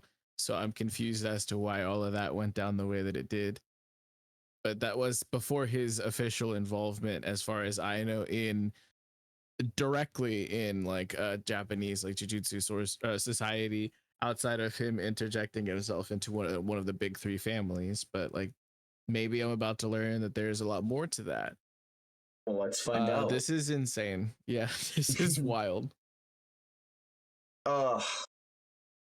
As we see somebody narrating on the front page in front of the photo of the deceased Rico Amane, they state, "Were there no star plasma vessels 12 years ago, aside from Rico Amane, not including me, of course, none existed with her potential." Oh, so there were others. And on the next page, we see Yuki Tsukumo talking with the giant thumb that is Tengen, then why not take the risk of not merging? I merely accepted circumstances. I'm not immortal. Merging with the star plasma vessel resets my flesh. And so it stopped. Simple evolution that's achieved through aging. If I evolve, I might destroy humanity. But having failed to merge, even if I evolve and extend my will outside my body, I can use a barrier technique to preserve my sanity. I was not confident about it, but just as seasons inevitably change, I was always going to end up like this. Yuki pours herself some tea in front of Tengen and immediately takes a giant freaking swig of it and burps and says, "Give me a break. Was it reasonable to use children to do your work for you?" As she lets the cup clatter to the side in a sign of blatant disrespect to Tengen. And if it fails, you're just like, it was okay without the merging. If that's reasonable, then you might as well call me a great sage, you crappy old geezer. Well, I no longer have gender, but I'm actually more like a granny. Yuki states, I would have allied with the children of the star if their plan was to seize control rather than kill plasma star vessels. Ugh. I hate talking about what might have been. Tengen asks Yuki, you can hear their voices inside me, right? I myself cannot, and why would I? Upon merging, they become a part of me. What do they say? Like I tell you, she retorts. If I tell you what becomes of the vessels who've merged with you, you'll use your wisdom of your age and try to get defensive and then act all enlightened, right? No, thank you. I won't make it easy for you. Tengen pauses. Yuki states that as a former star plasma vessel, that is my responsibility. What? And Tengen states that he was hoping that they could talk for a little bit longer. As the barrier starts to dissipate outside of the room, they see that November 16th, 12 a.m., above the tombs of the Star Corridor, Kenjaku has made his way into Tengen's barrier, stating, "You are no longer useful or interesting to me." And before Kenjaku stands Chosel, our boy, stating, "I don't even know if this feeling qualifies as interest, but I've got a vague desire to kill you." Kenjaku, bewildered with this sentiment, asks, "Where is Tengen?" Choso responds saying, "That dumb talking thumb doesn't want to see you. You sure are a hated man." Yeah, he did the little drawing with that EV. Holy fuck, dude. You're merely the expendable front line, so don't be overzealous. The culling games have already served its purpose. The customary prelude to merging Japan's non-sorcerers has finished. What is he talking about? It's too soon. Are Yuji and the others all right? If I take Tengen now, you lose. Japan? Maybe the whole world are done for. I'll show you one possible ending. As the barrier starts to flit and spin behind them, it transforms into what seems to be a theater. And Kenjaku starts expositioning. What up, Void Twitch, Tuna Mayo? In Shibuya, Yuki Tsukoma pointed out that optimizing cursed energy through Tengen means that people become sorcerers. For me, that precedes merger, and as mere verification as via the culling game. As I've said before, I do not seek to rid the world of cursed spirits the way she does. I'm surprised that she suspected the consumption of the populace as a cursed energy resource. Or rather, to know she thinks a lot like me. But I digress. And so, Kenjaku doesn't want to rid the world of cursed spirits the way she does. She wants to get rid of all jujutsu sorcerers and make cursed energy go away so that everyone can live. Kenjaku wants to make everyone who doesn't have cursed energy go away so that only cursed spirits and jujutsu sorcerers exist. Yeah, I remember when she was talking to Geto at the end of Hidden Inventory, but this was before Kenjaku was like actually Thing. a part of Gate. So I mean, this is crazy. But he would have like those memories, right? I'm assuming. Yeah. He would have the memories of Gato inside that body. Yeah. As well as countless others, presumably. Yeah. I've always considered the possibilities of cursed spirits along with sorcerers. This new form of cursed energy may be obtained by raising cursed spirits to the next level. That's why I expected much from those like you who share blood with cursed spirits. But you're normal. Disappointing. Bring up my brothers again, and I'll kill you without sitting through this slideshow. Yeah. An evolved Tengen is more cursed spirit than human.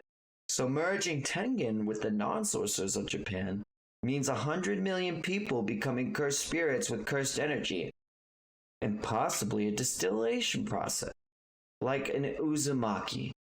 I wonder what that form would take. I feel like a toddler holding a crayon with a blank sheet of paper.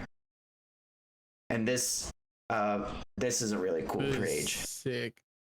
This looks like I don't know if you've ever seen, it's like I used to be really into Digimon, and on like it's never really something that's covered in any of the shows, but in some of the comics, like, and on the wiki you can look up Ogudamon, which is like a fusion. It's like a 7-way fusion of all of the demon lords, like Beelzemon and like Belphamon and shit like that, like Golf Mode, and like when you fuse all of them together, you get this like infinite like being of like destroy. It's like the single most powerful Digimon outside of maybe like Zed Millenniumon. Sorry, I'm just gushing about like, but that's exactly what this looks like to me, except it only has like 7 legs. It reminded me of the Rumbling. That was coming out near when this was debuting. I was like, yo, dude, yeah, kind of reminds me of Aaron. But this is sick though. Holy shit. on the next page, we see the barrier behind Kenjaku shatter, and Choso asks him, "What do you want? Did I not just tell you? I mean, what's in it for you? Why are you doing this?" And Kenjaku finally gives his motivation for doing everything he's done up until this point. It just sounds fun. But I won't know whether or not it is until it's done. I mean, what if the conglomeration of cursed energy ends up looking like a funny face? Wouldn't that be hilarious? Choso, understandably upset that all the pain and strife throughout his family, Yuji, and every single one of his friends launches a piercing blood with flowing red scale across his face, already active, ready to start this battle. And we continued. We flash back to Choso talking to Yuki and Tengen, saying, "Let me do it alone." Yuki telling him that you'll die if you do. Choso then immediately retorts, saying, "Well then, would you fight against Noritoshi Kamo 2 against 1 with me?" "No, I'd be in the way, right? I'll go first. I'll draw out his cursed spirit and get him to reveal information on his cursed techniques. If I can get him to open his domain, then Kenjaku will have difficulty using his techniques, and that's when I strike." "Exactly. But Choso, I'll say it again. You'll die. And if we kill him, I do not care. For me and my brothers, the curse that birthed our body, and also..." As a piercing blood barely reaches Gato's eyes, he dodges out of the way seemingly while throwing a cursed spirit along the stream of blood towards Choso. But without missing a beat, he immediately takes that blood and sends it off to the side. In a beautiful double-page spread, we see Kenjaku riding the debris, trying to close the gap between him and Choso. Choso stating, "You've underestimated me." And Kenjaku retorting, "Did I?" while launching another string of amalgamation of cursed spirit tails towards Choso from behind the debris. We see that those tails are ending up coming towards a little pocket of blood, and Choso exclaims, "Supernova," sending out a blast of blood and cursed energy. Meanwhile, it looks like Kenjaku has already closed the gap between them and meeting him in hand-to-hand combat, restraining his movements, throwing him out of the way. But While trying to close the gap upon throwing Choso away, he realizes a pocket of blood to his side. Another supernova is let out, and Choso says, "Tell me, what do you want from Yuji?" And we see that Kenjaku has avoided the blow with another cursed spirit that's taken all of that damage for him. "You have something else in mind. Unlike us, you've neglected us for 150 years. What are you plotting?" Well, actually, he doesn't have a specific role. In referring to Yuji, you could say being a vessel is his role, and that's already in place. Yuji Itadori is like a firing signal for the start. As long as he and Sukuna are alive, the chain of curses will never end. He's the eye of the storm of a new age. Again, another piercing blood reaches Kenjaku's face, but he dodges effortlessly out of the way. Seeing that, Choso angrily states no. As long as Yuji is alive, it's as long as you are alive, Noritoshi Kamo. You are the root of all unhappiness, and in no way is it my brother Itadori Yuji. But looking down, he realizes that cursed spirits have already grasped at Choso's ankles, and he's pulled towards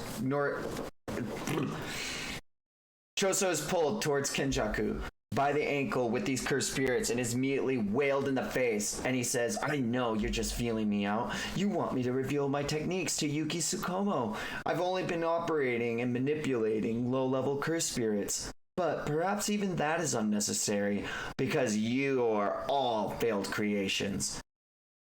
Choso asks, groveling underneath Kenjaku's foot, "What do you know of my little brothers?" Kenjaku scoffs at him and says, "Aw, did I offend you? I had high expectations, so I'm the one who's greatly disappointed. Be happy you got me to say that much at least." But in a flash of anger, Choso tries to take Kenjaku's foot off of his body, but is immediately blasted away with another cursed spirit. Kenjaku states, "Do you know what makes the rank of special grade? It's the ability to single-handedly overthrow nations," as he takes Choso's mangled corpse off of the floor. He starts going off again. Satoru Gojo and Suguru Geto both can use curse manipulation to wield the most grotesque armies, which is a mistranslation. Gojo can use the infinite, and he can use the limitless and the six eyes. Geto can use curse manipulation. They can both wield cursed energy, but curse manipulation is a freaking mistranslation on the officials. Calling you out, John Weary. We've all been calling you out. Listen, Oh my God. Listen. We'll get there. We're almost current. You're gonna know the plight of John Weary. Next page though. "Even dust can pile up to a mountain. If I use my cursed energy to strengthen low-level cursed spirits and command a swarm, I can reduce a first-grade sorcerer like you to this state." Tengen states Yuki Tsukumo, and she says no, not yet. Choso, reflecting back on his life, states, "I failed as a big brother. I needed to protect my little brothers and be dependable to serve as an example. That's what a big brother does." Just sounds like fun. Not fun. I couldn't even land a hit against a creep of my father. But I won't let him say that my brothers aren't interesting. As he thinks back on the wounds that are still within the vials, Kechizu, Echizu, and Itadori Yuji. And that's why, and Kenjaku bewilder on his face. "Younger brothers of the Death Womb paintings, lend me your strength and fire!" And bewildered with a new shot of energy, we see the three brothers on the next chapter opening page pushing Choso to his limits. We see Choso flung to the future, all of them letting him know, brother, big brother Choso, you've got this. And with the welling of knowing he's got to do what he has to do to make sure his family can survive, he takes the blood within his palm and screams, "Yeah, I've got this!" Kenjaku has a smirk upon his face, immediately saying, "Piercing blood's initial velocity is its top speed. So if you dodge it once, dodging piercing blood again, Choso doesn't miss this immediately, saying even the trajectory is not scary. But what he was aiming for wasn't Kenjaku, but immediately was trying to throw him off by using a different technique of not piercing blood, but bending blood, and using Aso's technique to try to throw him off. Now, channeling the blood through the canal, he realizes what's happening, and he has a cursed spirit taking him off of the ground. But behind him, we see Choso has met the speed of He's met the speed of Kenjaku with the Wing King, the old technique of his brother Echizu. Now in fierce hand-to-hand combat, Kenjaku states that this technique is more like a cheap copy, but it doesn't matter because the blood breaks off from behind Choso and immediately wraps around Kenjaku, making him have to backflip off of another spirit, slamming another spirit into Choso. He's just using the disappearing cursed spirits to block my vision, he states, slamming him forward with an amalgamation of other low-grade spirits. Even if you add tracking, it's a technique that's not as fast as piercing blood. It's useless. Your blood's poison won't affect me. I'm your father. Was there any point to that at all? Choso states, like Aso, I must fight. With grace. Like Kechizu, I must fight freely. In the next double-page spread, Choso fires off his arm like Mr. Fantastic and Monkey D. Luffy, using the blood to bungee cord it back to Noritoshi, and he takes him up and flings him to the ground and stating, like Yuji, I must fight with power, and finally driving a fist what seems to be into Kenjaku, but he lifts his hand up, blocking it with another spirit, asking him, are you finished? The next page, Choso asks with a giant smile, asking him, what do you think? He immediately has Kenjaku on the back foot, thinking he's backpedaling away from the technique, and he says, as I said, it lacks the requisite speed and force. Tracking operates like a canal. Noritoshi states that this is disappointing. I'm just gonna keep swapping between the names. I don't know why. A canal for transporting compressed blood to you. And as we see, Choso has landed all of the other different canals of blood throughout the floor and has amalgamation of supernovas around Kenjaku. As he lets off the supernovas, it doesn't affect the ground around Noritoshi Koma. Around Kenjaku, nothing has happened. And Choso says, a misfire? No, he deflected the blood. Kenjaku, annoyed, states that he's upset, and from every direction, Choso has noticed that you've just used something besides curse manipulation. And as he falls to the ground, someone comes out and says, I may be an only child, but good work, big brother. And Yuki Tsukumo has entered the battlefield. Okay. What the fuck? As Yuki walks up, she says, way to put up a fight. Now leave the rest to me. And Choso, with a smile on his face, falls to the floor, and the barrier takes him away from this battle. Yuki states, I like the rough type, but you on the other hand, I'll have to beat into shape. Kenjaku reflects, Yuki Tsukumo.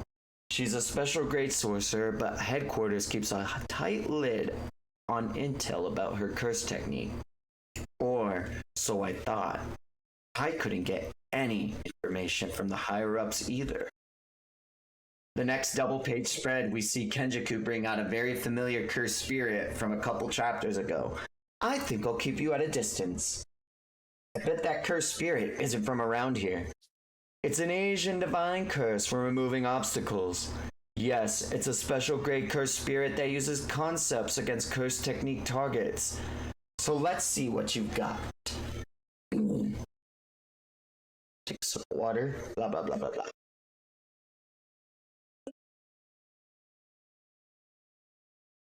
Yuki calls out to Garuda while lifting up an amalgamation into her hand, and she kicks it with all of her force. The bewildered look on Kenjaku as he sees a ball flying towards his face, thinking it won't do anything, but it tears through the special great cursed spirit behind him like it's nothing.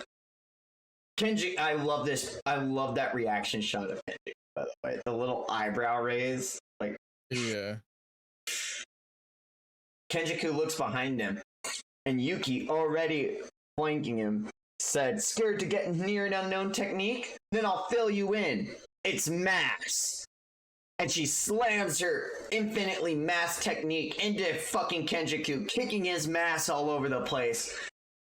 He goes several different kilometers throughout this different barrier technique, and immediately is swarming through the barriers. And he says, "She sent me flying until a breach appeared in the circular definition of the empty barrier." He looks down at his arm broken like a twig. Mass, huh? It's a concept that targets a cursed technique. Mass so overwhelming it surpasses anything inside and out.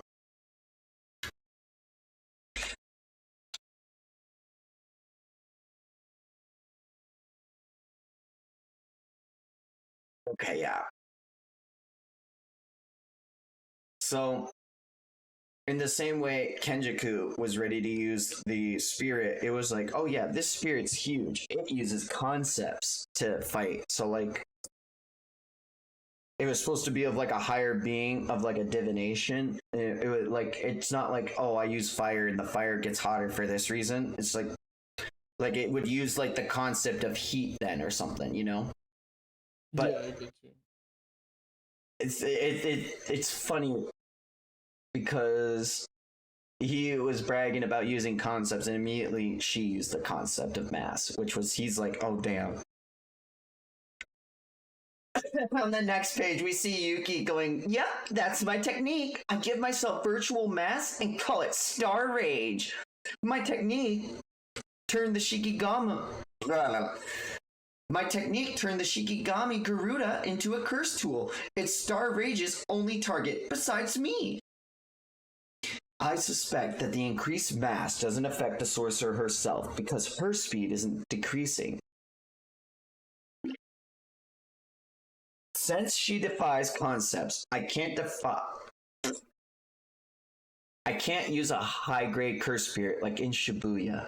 But can I take down this beast by myself?" On the next page, we see Yuki has already figured out what Kenjiku's technique is. Gravity. That was gravity. Kenjiku has curse techniques aside from curse manipulation and techniques that allow him to transfer bodies, like that gravity technique. He isn't using idle transfiguration, which I already figured out, so he can only use a curse technique extracted with Uzumaki once. Kenjiku can use reverse curse technique, so it's hard to imagine that he would have used a one-off technique at that moment. He must have a third curse technique that involves gravity. As we go to the next page, Yuki thinks, I doubt he doesn't have a big stock of extracted techniques. Without an external aid like a Kotsu, his brain would burst, but he must have a fourth technique. Kenjiku thinks to himself and says, given Jujutsu High's criteria for special grade, she probably has an expansion technique with high cursed energy output as a trump card. Both of them think, what a pain. Oh god. On the next page, Yuki says, I'll plan to make him open his domain, then I'll have difficulty using a curse technique. Even if I end up in the same situation, I have an advantage in Garuda. To make this a sure thing, I'll keep wearing Kenjiku down to weaken the domain. No. We find out each other's techniques to be tricky, but you haven't opened your domain.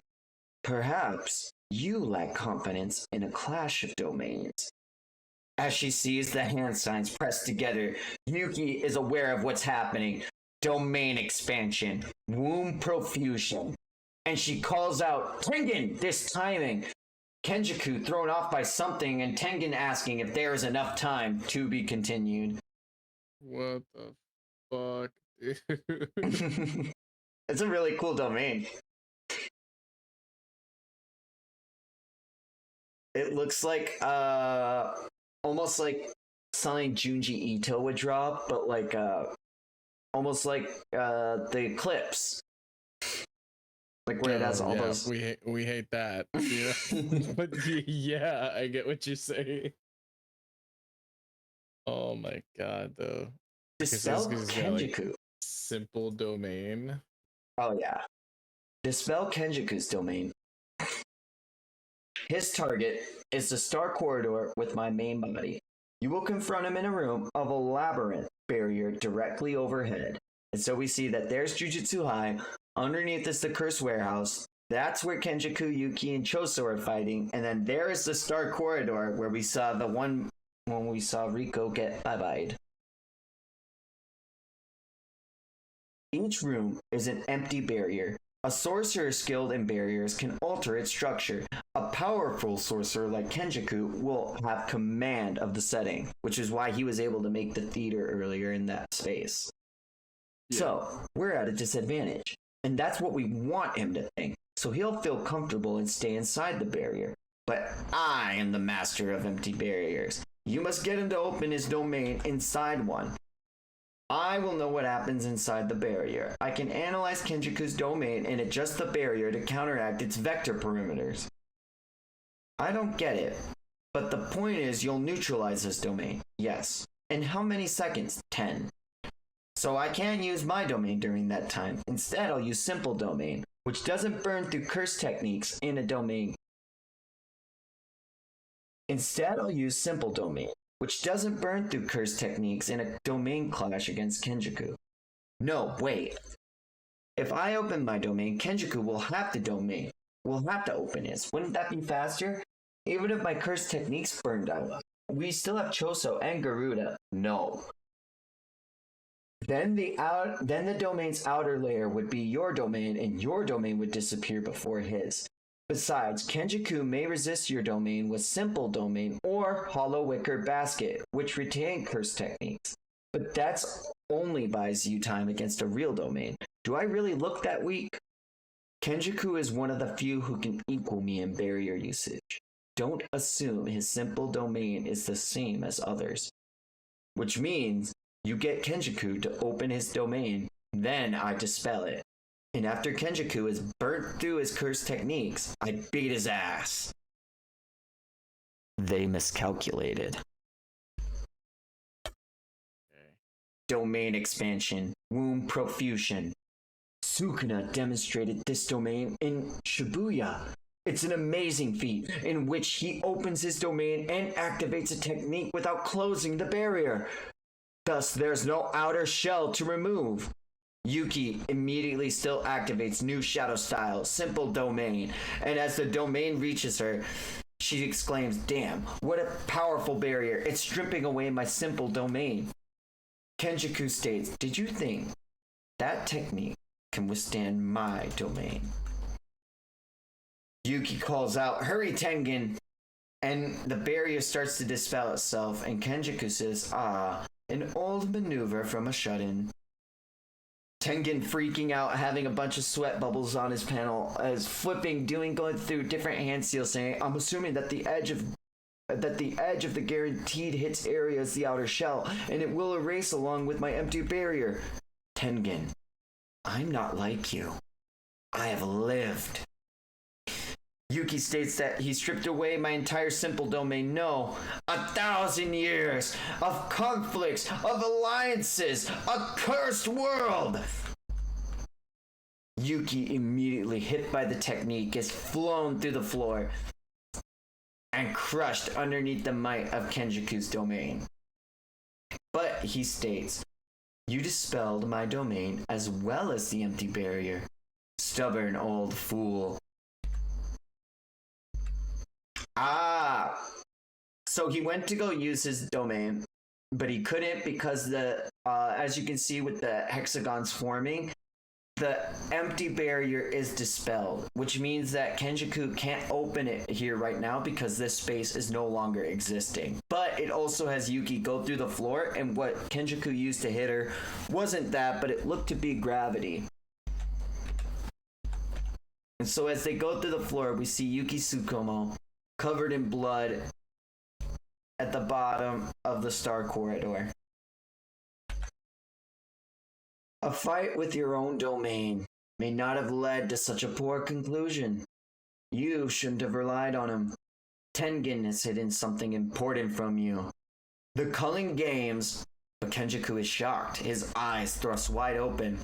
He noticed the Shikigami hasn't disappeared, and behind him stands up the beaten and battered Yuki Tsukumo, going in. Garuda goes to stab freaking Kenjiku, but he dodges out of the way and he slides backwards. She's still conscious. She can barely move, but she might be able to use reverse curse technique. Her Shikigami is buying her time to heal. Fine, I'll use this time to replenish my curse technique. But without missing a beat, she throws her beaten and battered body at Kenjiku, immediately throwing a kick into him. He looks at her thinking, why won't you heal yourself? And meeting his eyes with a devilish grin, she says, I don't want it. Damn. Holy shit. That is such a sick panel. That's my girl. And so she meets up, wrapping Garuda around Kenjiku to get him with a flurry of kicks and blows. She lands onto the ground after spitting up blood. Kenjiku states, she's at her limit. You must have thought you surprised me. But isn't there a better way of doing this? Haven't you forgotten, she calls out, that I like the rough type? And out of the barrier comes Toso behind door Toshikamo. To be continued. On to the next chapter. We see, I don't care as long as we kill him. For me, my brothers, and the curse of our mother that comprises half of our bodies. For Yuji's future as well. Got it. But listen to our plan first. Dismantling the domain. And you come in after. No, I should go first. Domains are powerful, but Domains are powerful, but they burn out curse techniques afterwards. So, there's a risk that your curse technique will be hard to use for after a while. I know you two want to exploit that, but you won't open his domain if he expects me to leap in.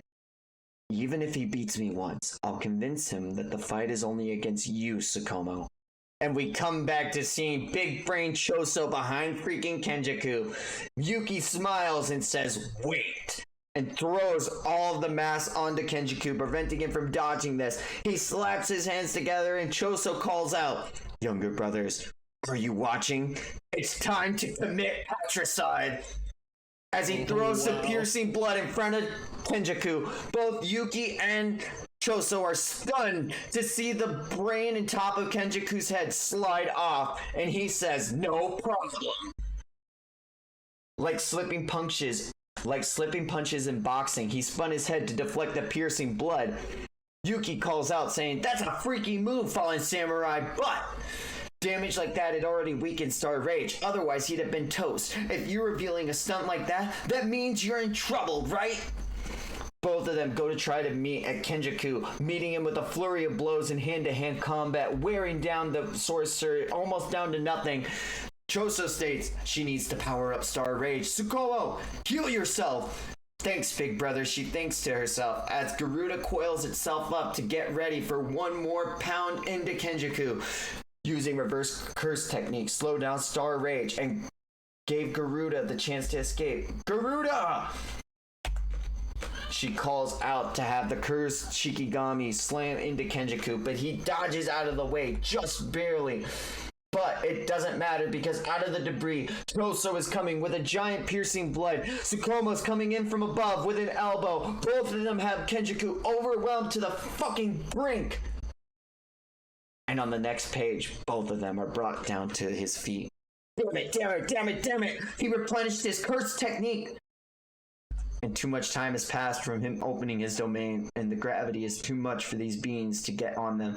But it doesn't matter. Garuda still falls to the ground, and we see that even without 6 seconds, without the mass of Garuda, it still is crushed to the ground underneath the gravity technique. The curse technique has a radius of 2 or 3 meters from the sorcerer and continues for 6 seconds. And in that interval, she picks up Garuda, even with the increased gravity, and slams it against Kenjiku. He crushes everything with curse manipulation, but that won't buy any time against me, as she crushes the different amalgamation of spirits coming after Tsukumo, hitting Kenjiku repeatedly in the face. He states, I'm gonna win. Reverse curse technique. And the domain will wore away his curse energy. And fighting Big Brother tired him out physically. Gravity isn't unyielding as I first thought. Given the effective range, I can narrowly escape, even at close range. Attack now. You won't get a second chance. But it's already too late. The amalgamations of spirits have formed in front of Yuki Tsukumo. We hear wailing from this small little spiral. And then Uzumaki blasts Yuki Tsukumo point blank. She puts her guard up and thinks to it. And she says, a tiny Uzumaki. He says, you don't feel the extra weight due to star rage. And so while your density increases, your tensile strength doesn't. Uh-oh. And a hole is driven through Donut Tsukumo. To be continued on to the next page, we see that a giant hole has filled Yuki's gut. Choso calls out for his new friend. Yuki thinks to herself, he wasn't buying time for a gravity technique. It was to distract me from the small Uzumaki, leaving me no time for regeneration.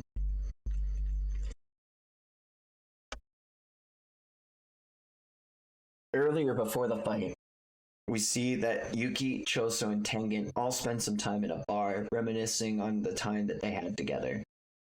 Aren't you necessary for Itadori's future? What do you mean? Exactly what I said. You're risking yourself for his future, so don't you want to be there for him? Tsukumo, am I even human? She looks at him bewildered, and Choso explains, when my brothers took flesh, I realized that humans cannot accept them for their deformed appearances. So I chose to live as a curse. That's why I killed so many in Shibuya, and not just humans. I was the one who killed Kenshitsu and Eso. I had chosen to live as a human. It wouldn't have come to that. Why? Why at that time did I choose the easy path? As he starts crying, reflecting on the previous mistakes of his life. He goes on further to explain, didn't want to see the two of them suffer as human beings, but they weren't that weak.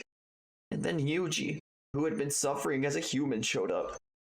The four of us were fated to fight together, but I took it easy, and I left Yuji all alone. Tsukumo retorts, saying that if you die now, he'll be all alone again. Choso states that Tsukumo, you're too kind, but it's no use. I killed humans for no good reason. I can no longer live alongside him. This is the only way for me to use my life as we're brought back to the battlefield. He wheels up the last of his blood in his body. Right here, Noritoshi Kamo! Yuki looks over to Choso and says, Choso, this is where you died as a curse. So you must live, and the barrier breaks beneath Choso as a human. Choso calls out and says, Tengen, why? And Kenjaku forces Yuki Tsukumo to the ground, ripping her body in half. He looks upon her disgusted and says, what can you do now, Tengen? He looks at him and starts laughing, and Tengen asks, why are you laughing? Kenjaku says, just look at you. Is this what you wanted? You look just like... And an image flashes before Kenjaku's memory. And Tengen states, you want to know what I can do? On the next page, someone grabs Kenjaku's ankle. And Tengen states, I just needed to distract you. Kenjaku, upset, says, die already, as a human. And Yuki Tsukumo activates her technique and states, Star Rage's alterations in mass don't affect me, but only up until a certain density. Density? There's no limit to the mass she can add. Impossible! A black hole? Black holes possess extreme density and immense gravity. Neither matter nor even light can escape. In terms of density, imagine the Earth shrunk to a diameter of 2 centimeters. And before Kenjaku is the black hole that Yuki Tsukumo brings to life with her last cursed energy. She screams, "You wield gravity, so you should have seen this coming, right? Gravity, mass, time, they all deserve the utmost caution." And before all of them, a black hole over Jujutsu headquarters, the Star Corridor, and all infinite paths of the labyrinth starts forming. And a light is shown upon the battlefield where they all had raged before. And underneath the rubble, phew, I admit, I am impressed. Tengen rises from the ashes as well to ask Kenjaku, "How did you survive?" "Curse technique reversal," he asks. Kenjaku looks at him and says, "No. The gravity until now was curse technique reversal. The curse technique of anti-gravity was engraved in Kaori Itadori. Through lapse, I was able to avoid restrictions on the unstable output and activation time by using my own body as a domain. It was frightening, but I took a gamble and it worked. It could have blown up the whole world, but your barrier and her will suppressed it. So I have you to thank. Well, that was a fun warm-up. You have atoned for your tedious existence. Goodbye, friend." As he opens up the tree down below, we see the withered corpse of Tengen. And that's where that battle ended. And now it's November 14th, and we are back in the sky above the Sakurajima colony, I think. You have any thoughts on that fight? This shit could not have. That's not how. That isn't how it ended, right? Like, there's no way. Yes, that's how Yuki. Fuck? Yeah. Wow. I like that line where she says, "This is where you died as a curse, so you need to start living as a human." It was brilliant. Oh my god, I really like the type where she's talking about her type at the beginning, and then immediately she's like, "Didn't I tell you I like the rough type?" And then Choso comes in behind. Fucking. November 14th. The dead of night. "Hi, I'm Kogane. Hi, I'm Kogane. Hi, I'm Kogane. Hi, I'm Kogane. Hi, I'm Kogane. Hi, I'm Kogane. Hi, I'm Kogane." You can't teleport into the colony outside the Culling Game's ordinary procedures unless you answer the Kogane's call. It's kind of a secret rule. Oh? It's not just some bug? That's harsh. That little freaking thing. Anyway, what do you think? Here, we could make a bath that will satisfy Lord Sukuna. We see Hazanoki and Higuruma and Amai get kind of weirded out by something, and then a flashbang drop at the top of the next panel with Remy in another hotel room in the flashbang. The flashbang goes off and immediately soldiers storm it and start shooting her with different tranquilizers, restricting the once... Well, she wasn't powerful, but we knew her. Then they proc her with a different kind of sedatives, and she thinks to herself, "They aren't sorcerers?" The man with the mustache says, "Good work, silver medalists. We're second? The bunch of psychics were nothing. So what's gotten the lieutenant general on edge? He's lily-livered and can't even stand up to his own wife. I doubt that's true, you bronze medalist." "Oh, but I am a gold medalist for women." And she drops a dead body next to them.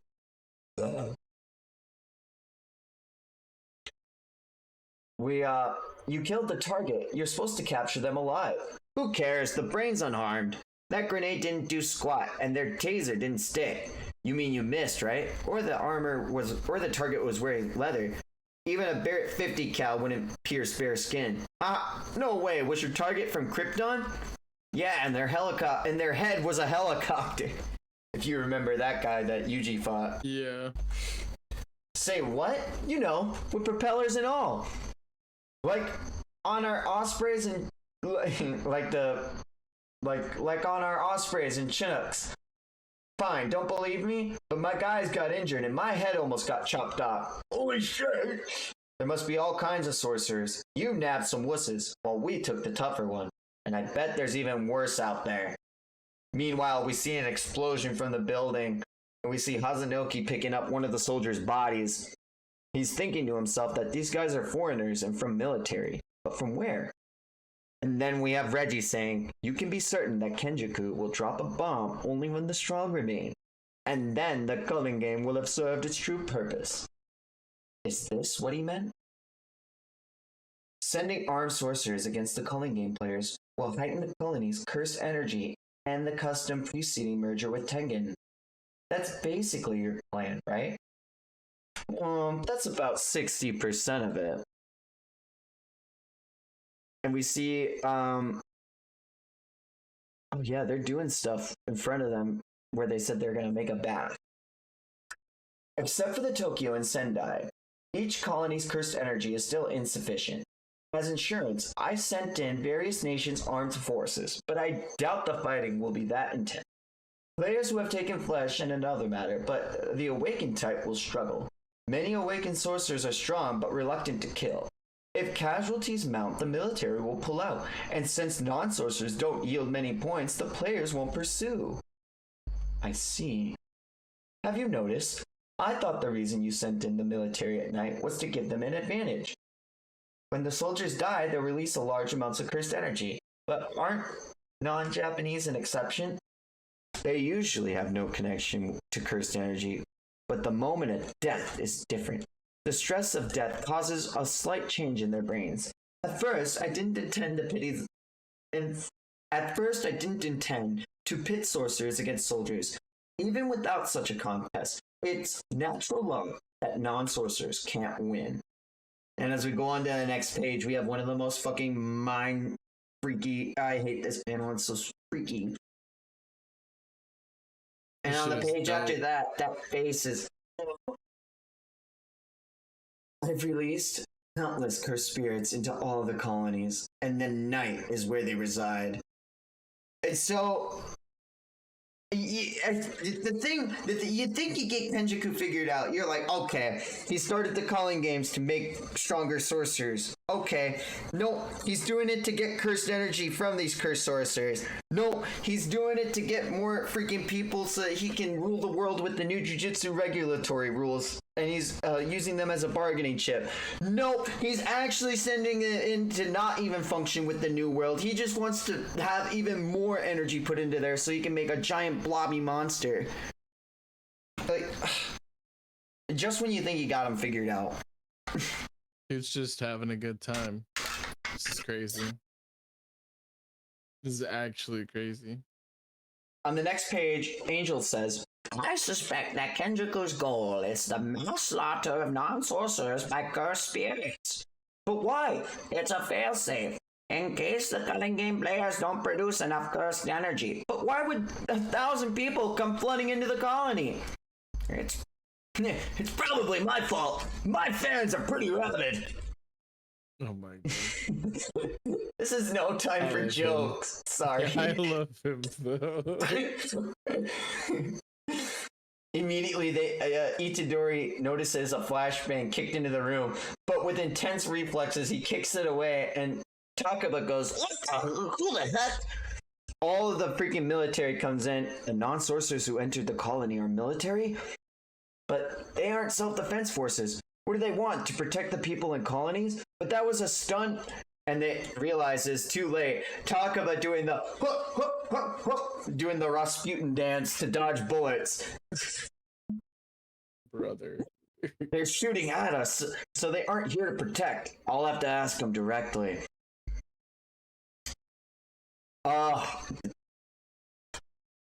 Chapter 210, Offering to the Unknown. We see a cursed spirit gathering what looks to be a bunch of different food, and it's feeding these kids. And one of the children, after taking a giant chomp out of it, notices a nut and bolt in the food. On the next page, we see that they all knew it wasn't their mother, as the cursed spirit starts tearing away at its face and looking at them. I don't know all the details because I'm just a grunt, but they want to study your cursed energy as an alternative energy source.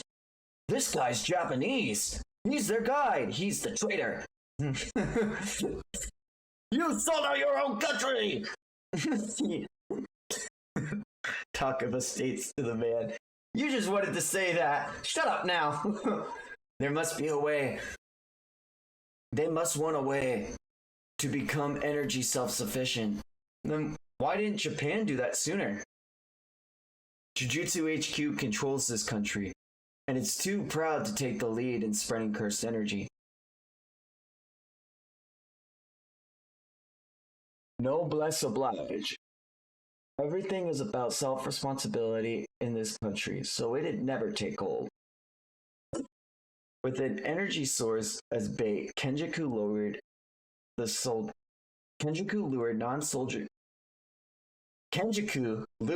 non-sorcerer soldiers into the colonies and offered them as cursed spirits. Their deaths will fill each colony with cursed energy and complete the ritual preceding Tengen's merger with the populace. That would take a crazy amount of people. Kenjaku is a double dealer, so he must have contracted a lot of countries. Maybe the culling game, with its completed rules, was a smokescreen for this. And then at the left of Fushiguro's face, we have a little chibi Reggie being like, "Told ya!" Bro. But Itadori, without thinking, says, "Hey, we should help him." Takaba be like, The military, they want to abduct us for experimentation or perverted stuff. "We don't have time. If we don't, everyone will end up as one giant meatball with Tengen." Well, I don't get that. Angel says, Don't bother. In both Tokyo colonies, 50 sorcerers fought and fell. So Tokyo #1 is full of cursed energy. which means Which means there's no point. even if we save the soldiers, What? Oh. Hey, who's talking? the result will be the same. Even if we save the soldiers, the results will be the same. Yeah? So what? Heather and I live in symbiosis. So if she's in danger, I'm in danger. Don't drag her into a meaningless fight. We weren't together. We weren't together to begin with, so let's go our own way. Don't be bossy. I don't trust you. Are you talking to the angel? Or me? Oh, that was Hannah. Are you talking to the angel or me? And on the next page, she says, "'Cause either way, it's unpleasant." And then we see a guy stabbed with a meat hook. Love that. I was literally about to say, love that. We see that it looks like a cursed spirit is fishing. Yay! We love fishing. We're As having a lot of fun with this. This is Oh, yeah. wild.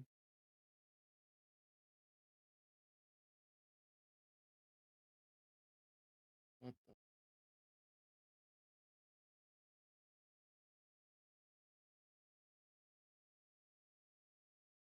What is going on here? Dude look like nose pass. Like nose pass? You'll never see that Pokemon the same. I won't. No. So we see that a bunch of other bodies get flung up to the surface. Like there's a bunch of dead bodies, and one of them's alive. The colored in guy is alive. I think the other ones, it's like a stylistic choice to show they're like bait, and so they don't matter in this frame. But the alive guy, we get his POV, and on the next page he says, "I'm a soldier, so I was prepared. I knew terrorists might off me at some point, or I might step on a landmine in the desert at some point. At some point, at some point, at some point. But this is different. I can't take this."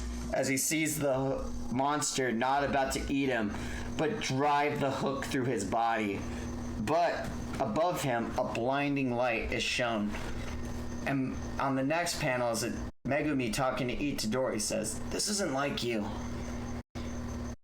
Itadori Itadori's replies saying, "Are you sure about that?" Megumi states, "Everything else aside, were you referring to the angel and Sukuna?" We go back to the flashback at the beginning of this chapter. They all knew it wasn't their mother, but anyone who cried or complained would suddenly disappear. So gradually they all fell silent. Later, I learned that I had been there for about a year. I followed a dog with a fluffy white tail. There's a girl. I think she's older. She's at it rough. Give her to the cops. As we look, we see a familiar triangle on the dog's head. And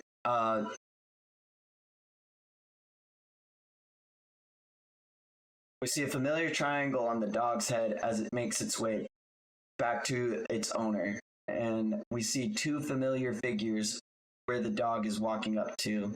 A young Megumi Fushiguro hugs the little dog. And a really hot Satoru Gojo says, "Hey, be careful. She might fall for you." Gojo teasing Megumi immediately says, "Don't ignore me." And he starts rubbing his head and getting all over him. And we see that little girl that was saved from the cursed spirit being fed nuts and bolts was actually Hana Kurisu. Wild. The man who was getting tortured said, "Jesus, someone finally came." And they do a representation of the man first touching Angel. Yeah. Hannah thinks to herself and says, "Fate is all. I believed we would someday meet again. So little by little, in hopes of being worthy to stand by your side, I help people." Megumi states, "I would have expected you to be more considerate to Kurisu." And Itadori replies saying, "Ever since I rejoined you, I've been afraid of her replacing Kugisaki."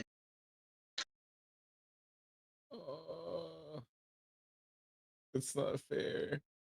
On the next page, Megumi pauses before responding. "Don't be dumb." Itadori says that I'll apologize later. Megumi says, "You better." And Hannah, waiting for her apology, states, "Don't you have something to say?" And Takaba with the best the best cameo in the whole manga. Yo, dude has Toon Force.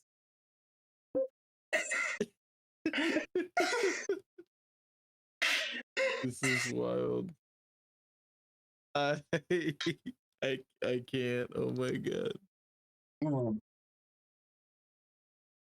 The ripening. So we see a bunch of other different colonies across Japan go up in a blinding light. And a bunch of other people throughout Japan noticing that something doesn't feel right. It's like the air is super dry. "Could you clean out the air filter?" "You mean you didn't do it?" "Well, what just happened?" As something just went across the whole different thing. It is now the 16th of November, noon. The pre-prep ending is one thing, but according to Itadori's older brother, Kenjaku took Tengen.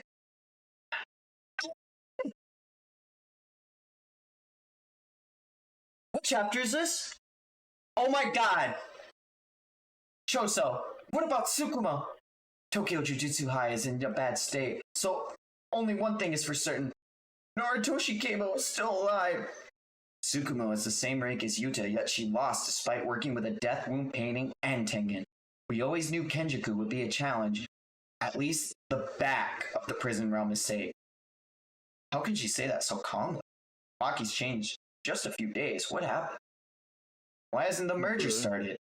Sorcerers could probably resist the merger with cursed energy, so there's nothing happening in the colonies, but it may have already started outside. No, a few people were affected. It made the news, but for the most part, Japan hasn't changed. I don't know why, but Kenjaku can't start the merger yet, or maybe he just doesn't feel like it. There's no way to know, so Sumiki comes first.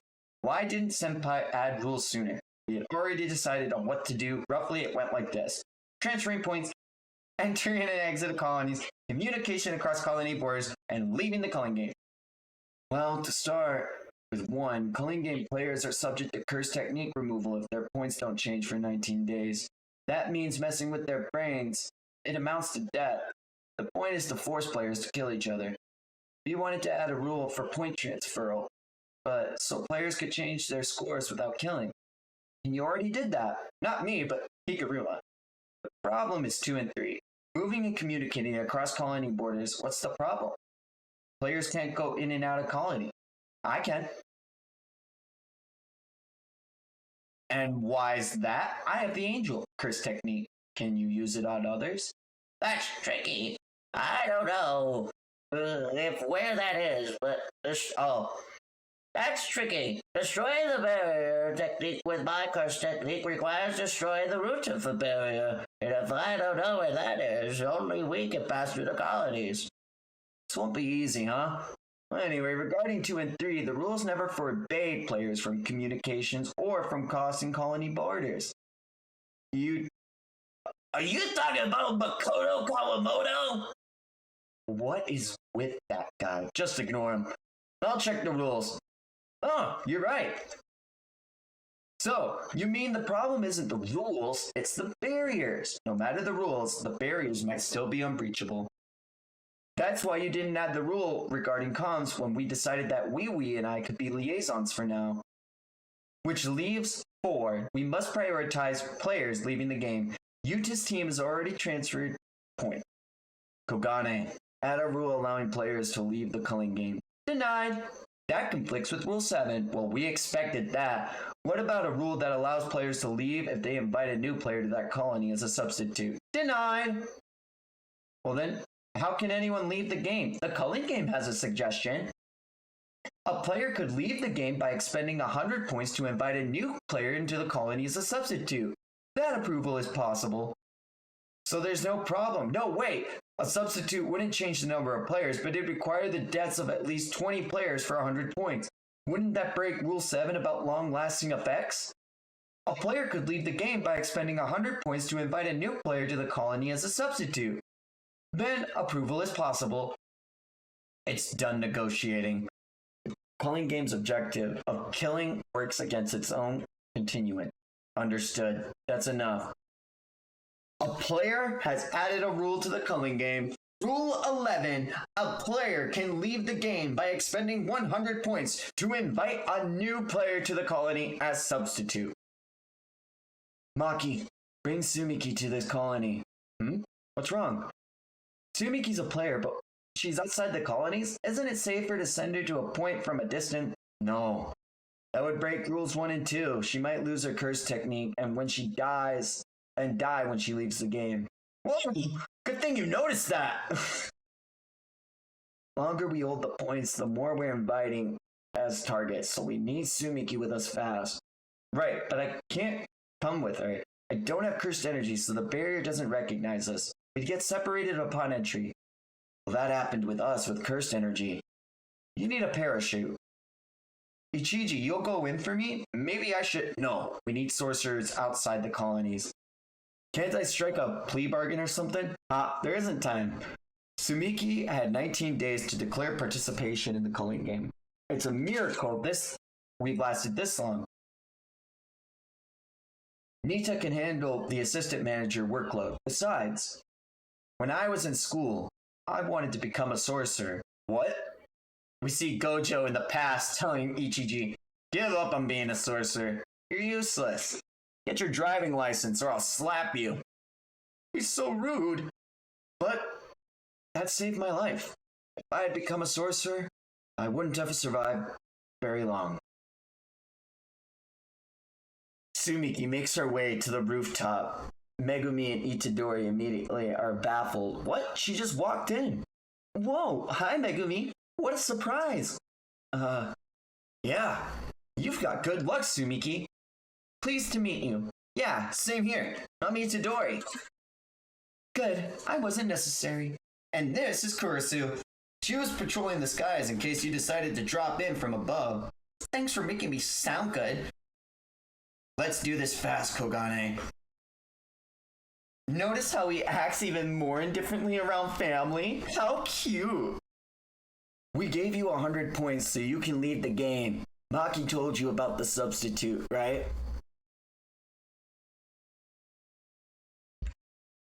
And on the next page, Kogane had a rule allowing for entry and exit across colony borders. All three of the students are baffled by the request made in front of them. And Sumiki looks at her brother and smiles as Megumi looks distraught, asking, "Who are you?" Hey Vex, you know how I said 2 manga have made me scream out loud? Yeah. This is the chapter. Megumi, how long has it been? Doesn't feel long to me. About 1 year and 7 months. Oh, that's why it's hard to walk. Have you heard about the culling game? Yes, and about Gojo. I knew you two were working on something dangerous. There's no need to worry. My comrades and I will handle it, so you can go back to sleep. As always, you have a sharp tongue. We pan back over and we get Itadori Yuji's POV. Won't be long now. Once this is over, Fushiguro will be safe. I can have the angel get rid of me and Sukuna. And we can free Gojo from the back of the prison realm. Everything will be fine and dandy. Maybe I should have done it sooner. Could have helped Fushiguro and disappeared. Thank you guys for giving me a role to play. But now, add a rule allowing entry and exit across colony borders. Huh? Approved. Rule 12. Players may enter and exit across colony borders. Better to choose your battleground, right? Who are you? Who am I? I'm your big sister, Megumi Fushiguro! When a being takes flesh, it gains the knowledge present from its vessel's brain.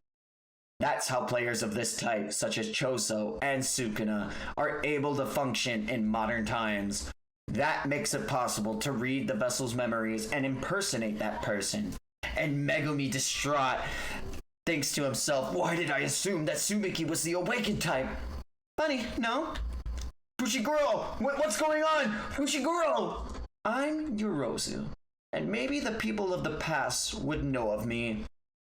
Why, all this time, you came to me with your plans and gave me 100 points for free, which I'm happy to accept. I haven't fought for 1,000 years, so I want to choose who and where I fight. And first, I choose Sukuna. As she grows wings out of her back, she states to our crew and says, I'll be waiting. Sumiki flies off away from the colony. Hana and Itadori, without missing a beat, scream, let's go after her! Yeah!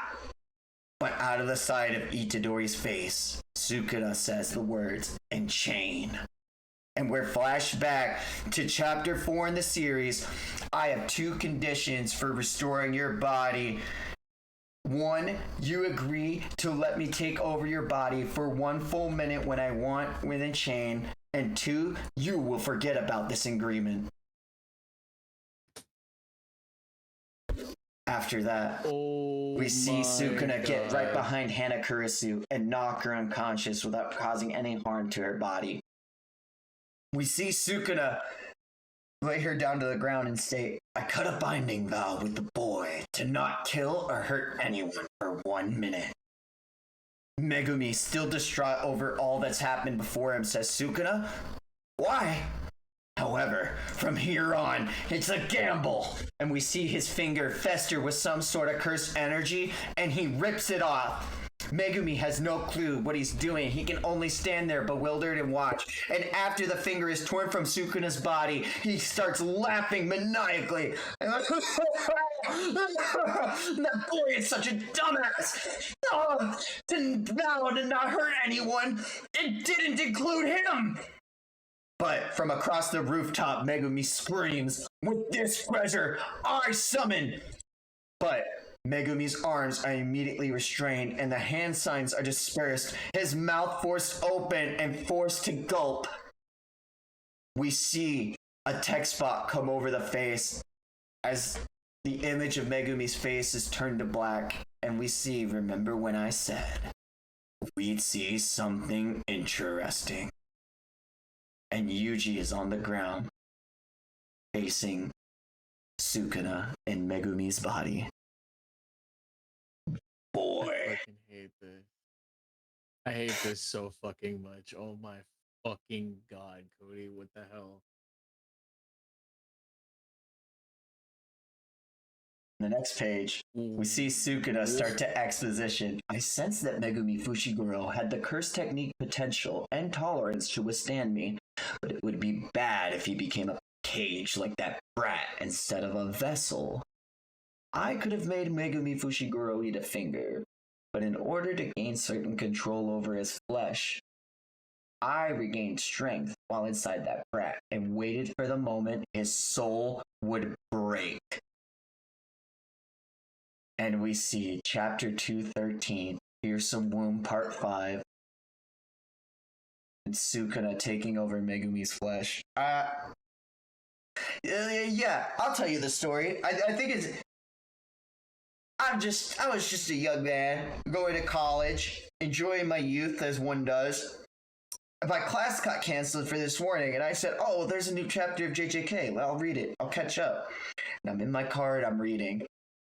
And I was like, yeah, finally, I'm finally going to get to figure it out. And we got to I read that one panel of him slamming the finger into his mouth like several times. I remember screaming no in my car and having people knock on my window like, are you okay? As I look up at them with my phone on my floor, like crying, like, no, I'm not. It's, this sucks. It's great. It sucks. I'm distraught right now, brother. I don't know how to feel. A lot of shit has been happening. Not a lot of it that I actually am down for. What the fuck, dude? Well, on the next page, after glazing himself in his new body, Itadori calls out to his friend, Fushiguro, and we still see he's missing the finger at his side. But without missing a single step in a double-page spread, Sukuna meets Itadori's gut, throwing him through several different skyscrapers and vomiting blood. On the next page afterwards, we still see Itadori hurling through the city as Maki and Takaba both hear the freaking loud explosion of buildings going off. Sukuna says, in every age, the insects come crawling out of the woodwork, and he forms the hand signs for Nue. And what the fuck? Yo. Holy shit. I'm gonna grab some water real quick. But yeah. What the actual fuck, dude? Like, oh wow. That is like some sick art, but holy shit, dude. I don't even, bro, this is crazy.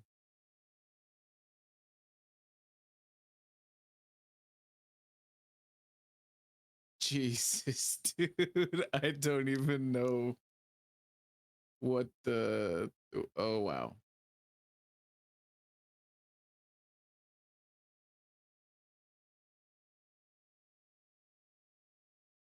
This is wild.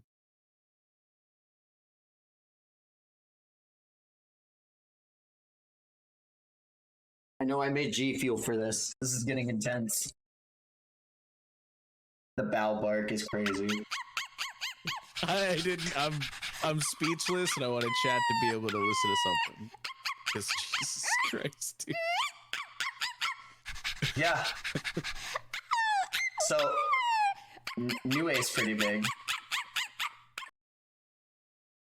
On the next page, we see Nue throwing down all sorts of electricity down onto the city below, but above Sukuna, an angel has appeared, gleaming above him, charging cursed energy.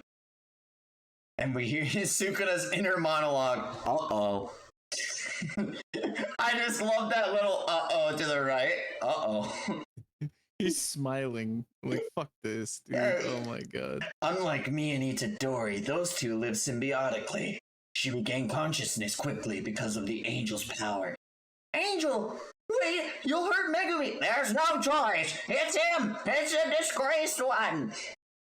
Before the disgraced one achieves a stronger hold over him, we must strip him away and eliminate him. We must take the risk now. Oh, light, give him back. Purify, oh, light. Remove the transgression, guilt, and anguish, and guide him. Jacob's ladder. And I've gone off about an Akutami scale before, but this is sick.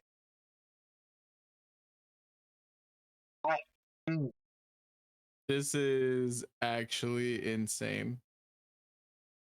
Yeah, this pen, the detail. This is like top 3 for me. Like, holy shit, dude. And like we were talking about negative space as well. Like, this is insane.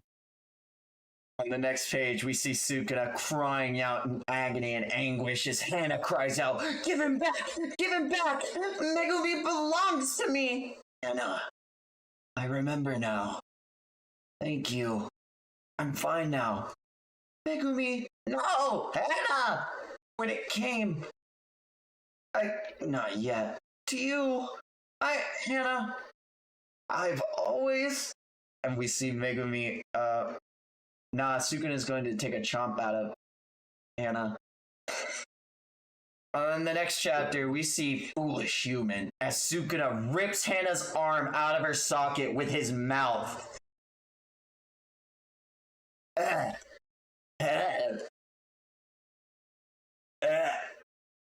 Also, we needed Hana, if you remember.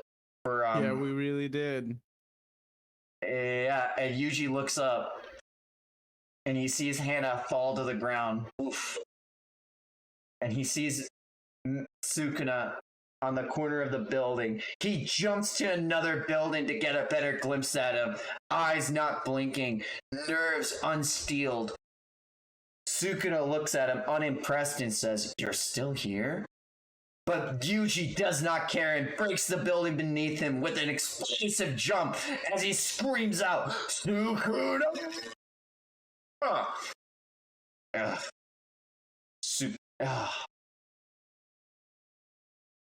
Sukuna, being pushed back by this strength, is actually surprised as he thinks to himself, what is this strength? Without missing a blow, Itadori Yuji has already forced Sukuna down to the ground level and has thrown a huge piece of concrete his way and kicking it towards him, all while running at him with another piece of concrete enveloped in this freaking pole. As he uses it as a club, he gets behind Sukuna to flank him with this club and he says, "I get it. The boys from that time." Meeting Sukuna between both of them, Sukuna immediately dodges out of the freaking blow and kicks him with his heel into the freaking side of the building. Kenjaku does the grossest things. Itadori says, why can't you jerks just live a normal life? Why do you have to spread misery?" And we see a giant slash sent across Itadori's chest. And he's cut open, bleeding from the chest. Sukuna retorts saying, "Well, allow me to ask, why are you so weak? You're weak, yet you cling to life. Continuing on your path means destruction, yet you would wish to be happy for as long as possible. I almost forgot. These guys are... You should spend your lives stifling your misery. These guys are and always will be forces. You should be the one trying to stifle this misery. Come closer." And this is probably one of my favorite panels too in the whole series, is Yuji walking towards Sukuna menacingly as Sukuna raises his hand to inflict our boy with slashes. But as me and you both know, Vex, if it's just pain, Itadori Yuji will not stop. And on the next page, he gets through the amalgamation of slashes. Sukuna himself even commenting, "Why is he so tough? No, that's not right. And Yuji hits him across the face and he says, it's my cursed energy output that's low. Damn you, Megumi Fushiguro. Even Tree said, oh shit, peak panel. Yeah, Cody. What up, Tree? Holy shit, bro. Next page, we get a colored fucking intro of this next chapter. 215. Fearsome Womb, Part 7. Hurry up. We went out of... Oh, that's Arame. Hurry up. We went out of our way for you, so take it easy. Have some patience. We're moving quickly. Silence. You should be the one trying to stifle this misery. Come closer. Damn you, Megumi Fushiguro. My cursed energy output is fluctuating. At its lowest, it's under 10%. The physical movement seems to be fine. I'll need to polish up this form. Anyway, I shouldn't have any trouble killing this kid. But on the bottom panel, we have the literal definition of what aura is, and Maki Zenin has entered the fray. Oh my god, no. Zenin-senpai, sorry I'm late. Give me a brief rundown. Yuji looks at Maki and says, this guy won't die even if you go all out. Sukuna looks at the warrior before him and states that he doesn't see any damage from Nue, so he doesn't think she'll go down easy, but immediately is met from a flurry of blows between the two of them. A kick from Maki to the face, a blow to Itadori to the lower, and still he is countering each one of these blows with parries and technique. But it doesn't matter because Maki still has the upper edge when it comes to hand-to-hand combat, landing a clean elbow against Sukuna and throwing him into the guard railing to the side. Now Itadori, seeing that he's in the railing, takes the railing like a piece of freaking amalgamated paper clips and wraps Sukuna so that he can't move. But Sukuna only retorts with saying, you really are so boring. Maki kicking him through the next building. Sukuna gets back up without even sweating, says, well, he doesn't say anything, he just gets up. Maki states that it's weird to see his face, and he's good at fist fighting with Megumi's face. Even if he can't die, can he heal from wounds from split soul katana? Yuji, our goal is to stop that, even if it means killing him, right? Yeah. Do you mind if I speed things up? Nope. On the next page, we get a beautiful fucking double-page panel of Yuji going mid-kick to meet Sukuna, as Sukuna and Maki are on a head-course collision for each other. While Yuji is falling to deliver this kick, Maki grabs Yuji's ankles and uses him as a club to help Yuji connect with a fist. Dude, I don't think you can grasp how fucking cool this shit is. Like, that is insane. What? Dude. I like, it's a huge feat for Yuji because he's able to meet Maki's speed like that and like able to like counteract into a punch to hit Sukuna. And so as they're meeting him with a flurry of blows, Sukuna states that this body resists me and drops cursed energy output when I'm hurting its allies. In that case, cleave, spiderweb. And the ground beneath Maki and Yuji starts to falter and gives them uneven footing for Maki to meet Sukuna's fist, but she spits out a tooth and Sukuna says, haha, nice. As they both skitter across the debris, fighting each other at each different footing, they meet each other back down on the ground at solid footing. Sukuna notices a mysterious figure though, and he says, oh. The figure has caught the attention of Yuji and Maki too, and it says maximum output. Frost calm. Oh. And on the next page we see, haha, I love this view. I offer my deepest apologies. It's fine for intervening. I did make sure to try not to freeze Yuji Itadori too deeply, but I'm done with him. So it doesn't matter. It was right to focus the cursed energy on the girl. I need to polish up this form. Prepare the bath. We already have it. It will require a short journey. As always, you attend to every detail. But Yuji does not care and breaks out of the ice, calling out Sukuna's name. Urami asks, "Should I kill it? Should I kill him?" And again, Maguna says, Ain't no way you just called him that. "No, wait, look, it's hilarious. He's so pitiful, like a Hariyama statue. You know the one. Yeah, around the mouth." And they both laugh off into the sunset. We are on chapter 216, Tree. This is a fat load of bullshit. That's what this is right here. Oh man, I like how like today you were like, "I love Megumi. He's a really cool guy." I was like, I hate this. I hate this so much. Tree's like Meguna skull. It's what. Why you booing me? I'm right. I hate this so much. Oh my god, dude. On the next page, we see Urame and Kenjaku talking to each other. To finish the culling game, yes, I can't merge Tengen with humanity until I end the culling game. But you're the one who designated the game to continue. In order to establish such an insane game, I took a binding vow to end what was permanent. Then go do it. What are you doing here? You don't want to hear the vow? Too bad. I'm interested in the bath. On the next page, we see another fucking Junji Ito, Mira, fucking awful depiction of grotesque body horror. And the explanation given for it is that the bath is a ritual for turning a vessel that is cherished as a family treasure into a cursed tool to protect it from external threats. It means 10 months and 10 days of soaking the vessel in a solution with cursed energy obtained by crushing a choice selection of venomous creatures. Sounds nasty. You're doing that to cursed spirits?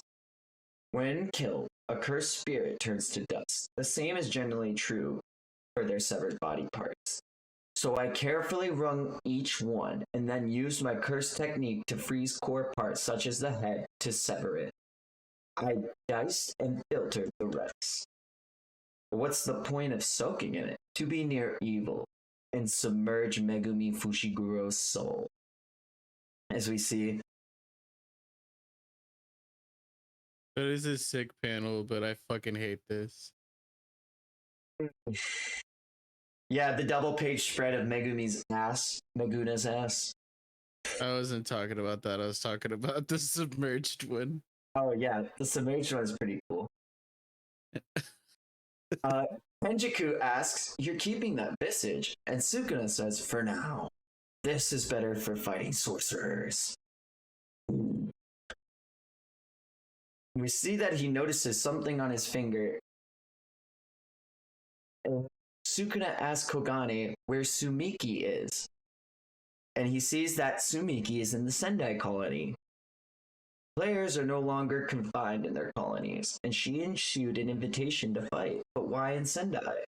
How exasperating. Yorozu is from Azu. After countless years, she wants to visit her home, and Sendai is in her neighborhood.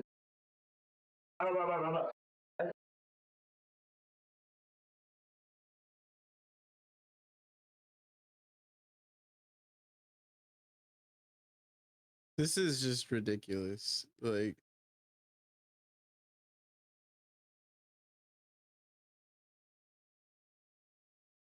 I honestly kind of thought that Kenjaku's whole deal was something separate from Sukuna. Like, so this is, I don't know why I'm surprised, but I am. You know what I mean? Does that make sense?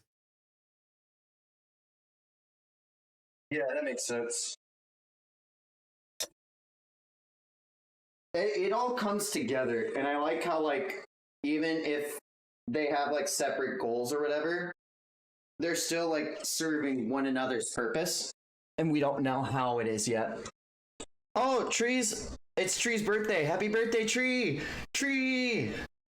Tree time. Like 2 minutes in. Hell yeah, bro. Happy birthday, brother. Tree birthday. Do a little dance. You got another ring. On You your got cock. another ring Another today. cock ring. Okay. No, it's like a tree. Because trees they have Oh, rings. yeah, you're right. I was saying it because your cock's like a stump, really nice and thick. Oh my god. I fucking hate it.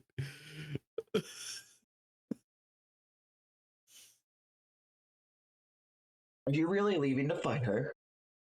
Do you find that strange? I thought you'd ignore her. It's always been one-sided between you. Yorozu doesn't matter, but the vessel does. Ah, understood. The destruction of Sumiki Fushiguro will allow me to completely bury Megumi Fushiguro. I'll give you a ride. So, give me your points, please. He's gonna take Megumi's points! We worked too hard! Is that really what you're upset about right now? Right now? Yeah, a little. That's huge. Oh, Uro and Ryo Ishigori say no. This is way too sweet. And Uro says he has come. The king of curses. And Sukuna just looking bad. I don't know how else to say it. He's just a baddie. As we see him looking all bad, he walks up to Ryu Ishigori and he says, "You gonna step aside or not?" But Ryu doesn't move fast enough and immediately gets sliced on the chest. And Sukuna says, "Ha! What's the deal? I wanted to slice you in 3, but you're not so bad. Sorry for underestimating you. Next time, we'll fight for real."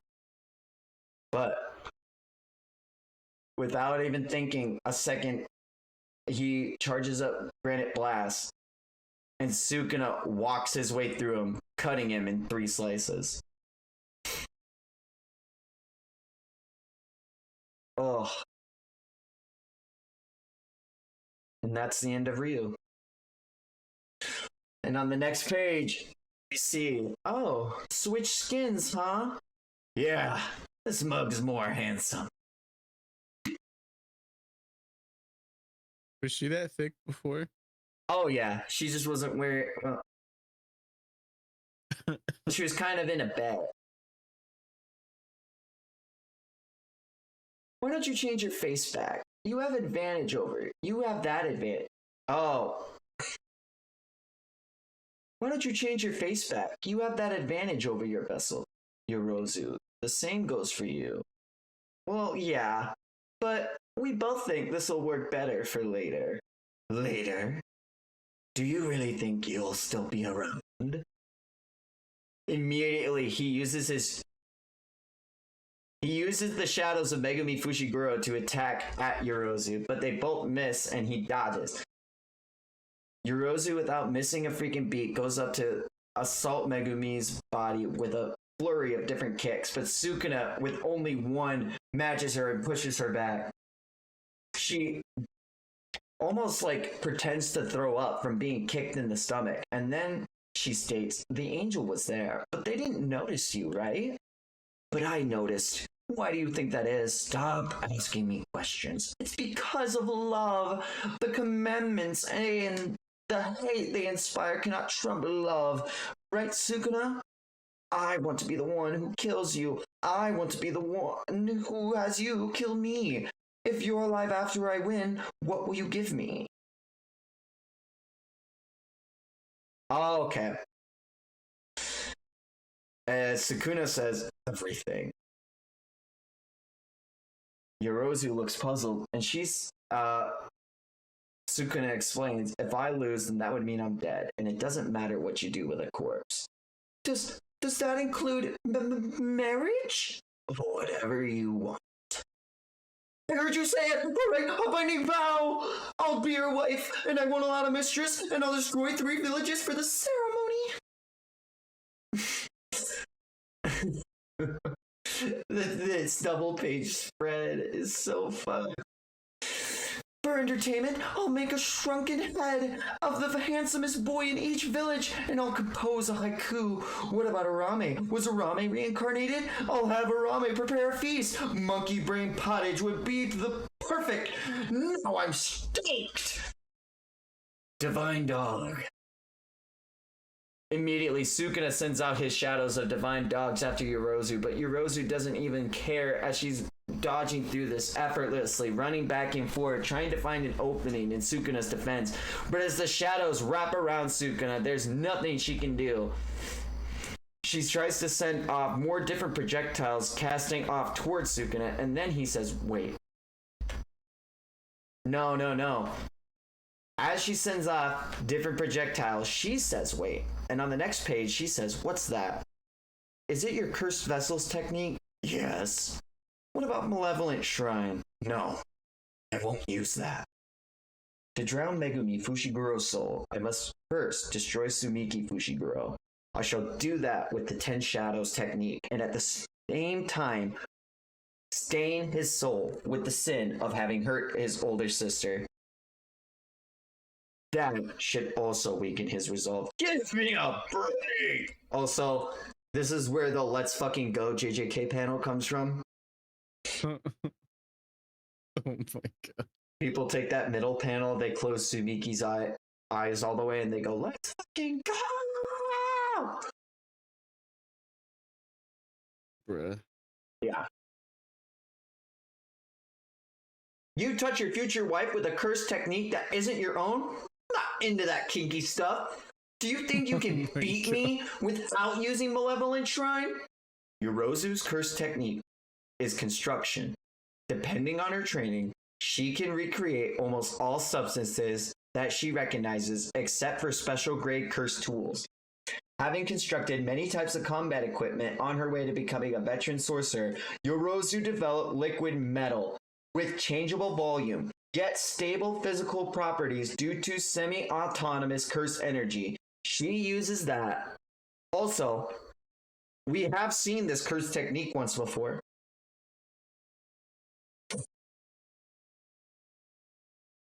I'm sorry, what was it called? It was called, I think it was Creation? This is like Reggie's, but like way cooler, or what? This is like if Mai could train her technique to the fullest. Oh fuck yeah. Yeah. Holy shit. I was gonna be like, dang dog. And it's also like, I love it. So she uses the liquid metal for flesh armor specialized in appropriating numerous biofunctions. And above Sukuna is the crack of a very perfect wheel saying perfect. Time for a test drive. Oh shit. On the next page, we see Yorozu was agitated. Compared to other cursed techniques, construction used cursed energy inefficiently. In overall output, she was on par with the toughest fighters of the Heian period, but the immense consumption of energy had caused her trouble. She once heard about a butterfly that is able to cross the sea, and Vespae wasps can fly over 25 ri a day, approximately 100 kilometers. Yorozu saw a solution in the efficiency of insects. Furthermore, insects can lift several hundred times their own weight, and despite their small size, their bite is immeasurably strong, so they can also fly at an incredible speed. Thus, an insect's carapace was the ultimate armor for construction. Once she constructed it, she could manage mid-range combat as long as she continued to feed cursed energy to control the liquid metal. With this combat style, Yorozu defeated a force directly serving the Toe, the 5 empty generals which equaled the Sun, Moon, and Star Squad that Uro led, and thus was acknowledged by the Fujiwara clan. There's that name again. So after putting on this armor, she starts laying in a fucking beating into Sukuna, but it doesn't matter because he's just taking it all on the chin. She keeps trying to goad him into using Malevolent Shrine, asking him why he won't use it. She wants to be cut open, begging, cut it, cut it, cut it, cut it, cut it. Cut me open, please cut me, cut my love and buried in this flesh, and you can see it with your own eyes. But Sukuna slips into the shadows and starts watching her from afar, and he summons a cursed spirit we haven't seen yet from the 10 Shadows technique. Round Deer.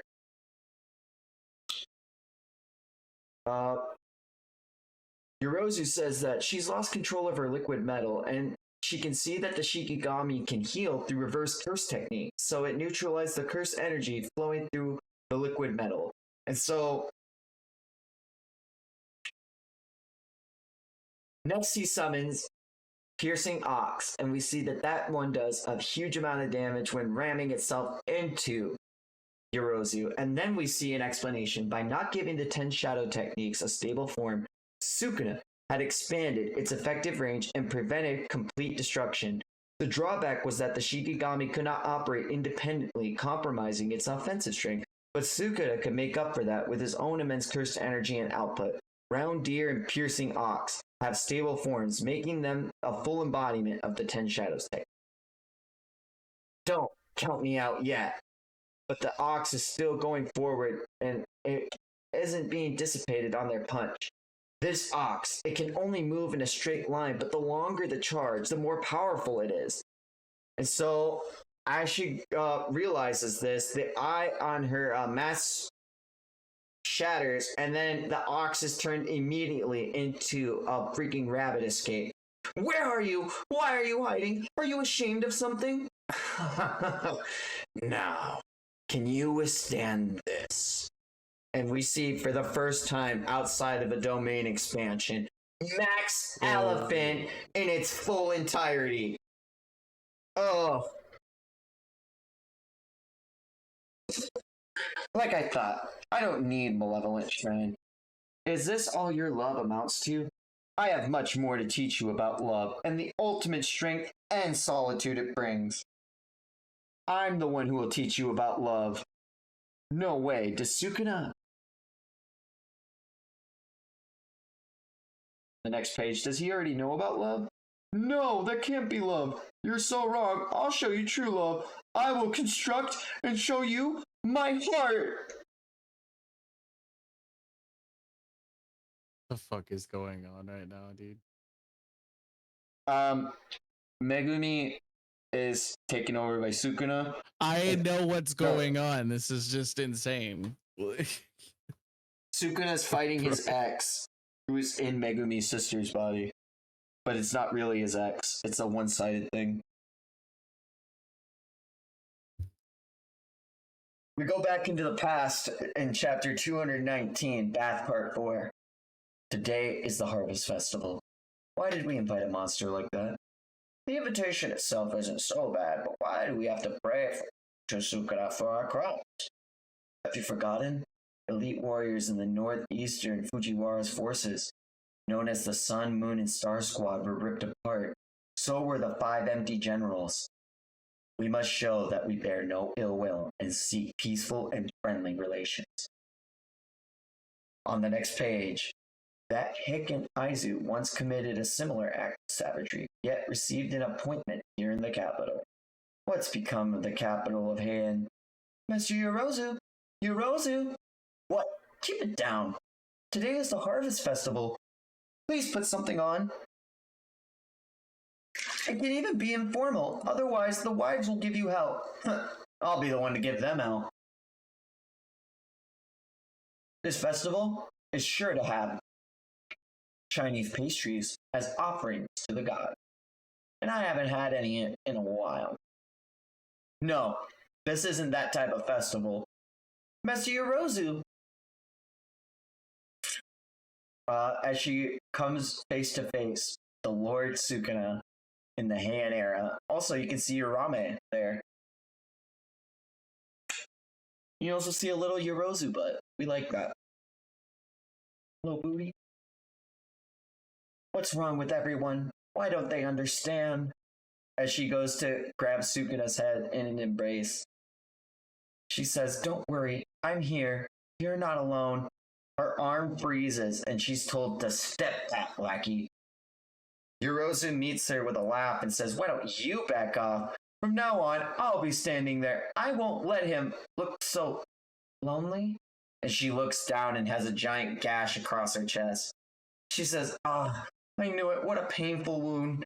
I want your solitude all for myself. It belongs to no one but me, because I am the one who will kill you."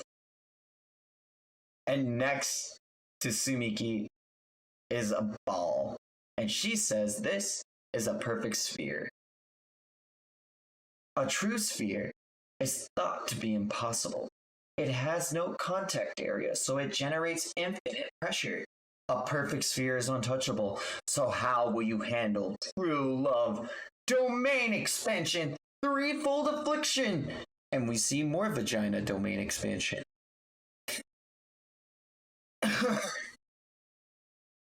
Those do look like uteruses. Uteros. Uteros.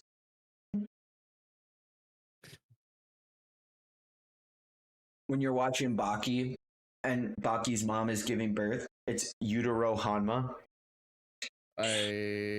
Wow. Really? Why isn't he opening his... He saw what my spear does, and it's guaranteed to hit in this domain.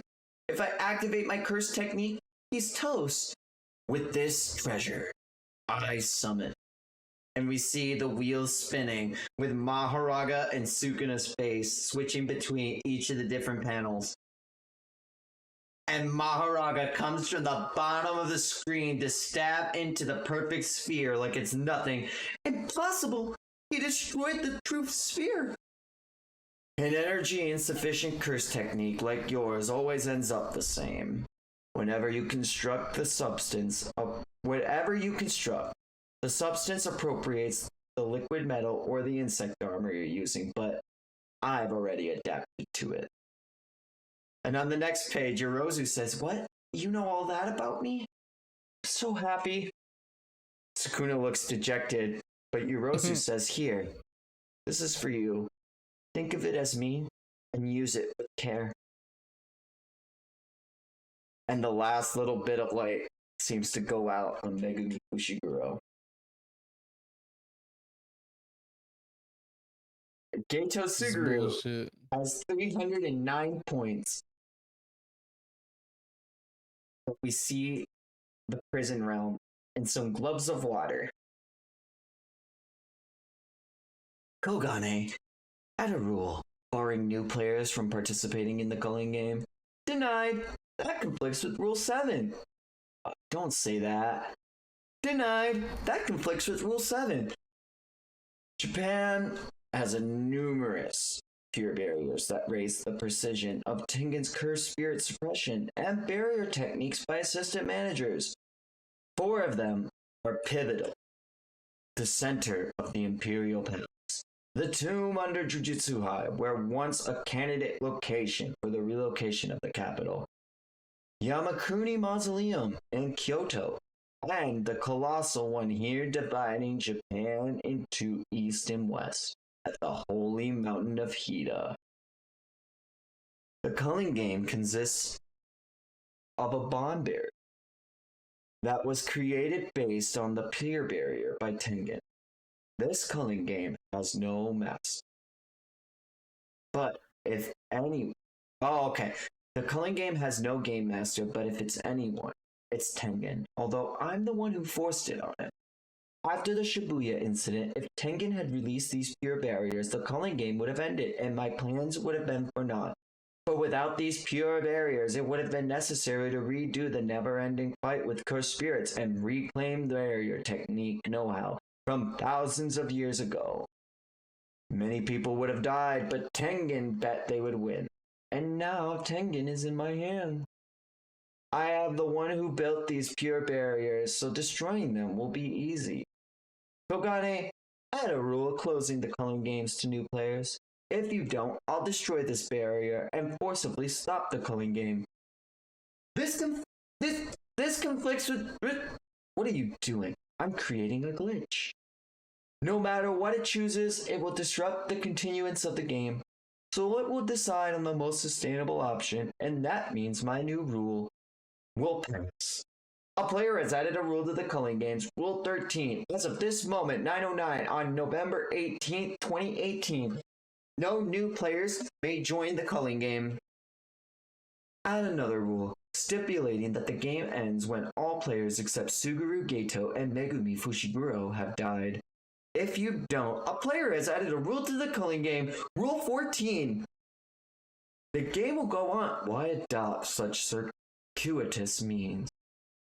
If you want to end the culling game, why not remove this pure barrier?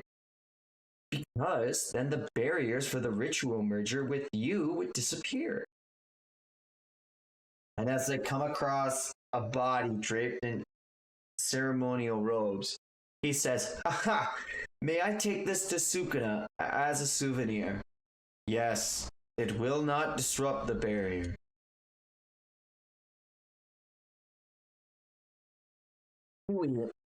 On the next page states, now Kenjiku can end the culling game by getting rid of all players except for Sukuna. That might be a condition for the merger. It's simpler this way, so there's no need to worry over complications while fighting. To win, we just need to find and defeat Kenjiku and Sukuna. Yeah, you say that like it's easy, but it's like killing Satoru Gojo. Yeah, and Gojo's gonna come back. Sorry, but this is the best my reverse curse technique will do.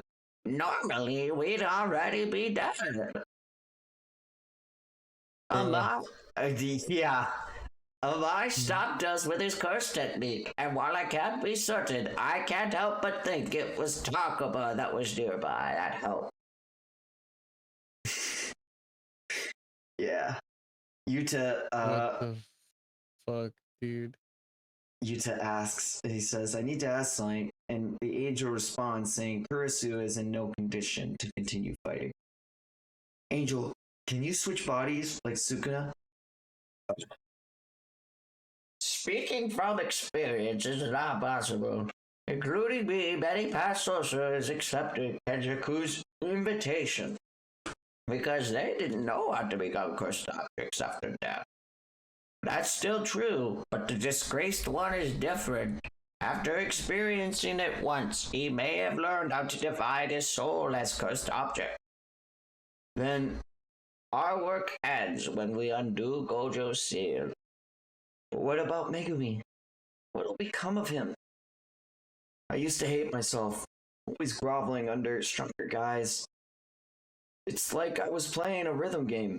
I'd have to wait for the perfect timing and tell them exactly what they wanted to hear. I had trash talent like that. Later, those bullies kicked my ass because I ran away scared, leaving them to fight you. Calling games scared me too, and that's why I integrated myself with stronger players. I wanted to change. I wanted to go with you and fight alongside you, but I've got no guts. Maybe what I don't have is pride. That's all. Anyway, I wanted to say I'm sorry. I don't know much about you, but I know what you did, and that saved Kurisu.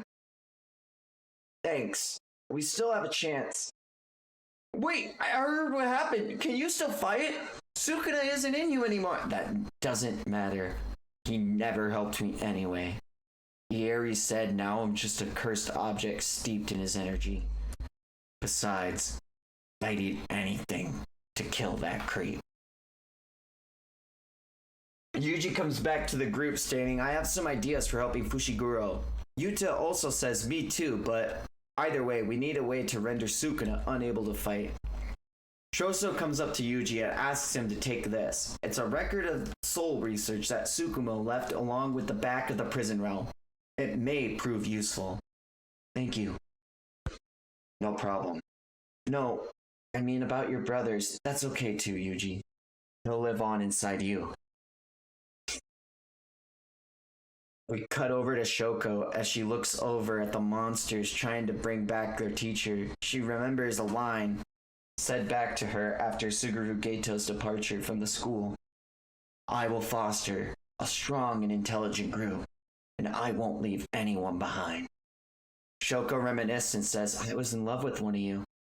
That's something that never would have happened, ever, even if the world was turned upside down. But you idiot, who's alone? I was there all along. And there's a bunch of monsters now, awaiting your return. Come back, Gojo.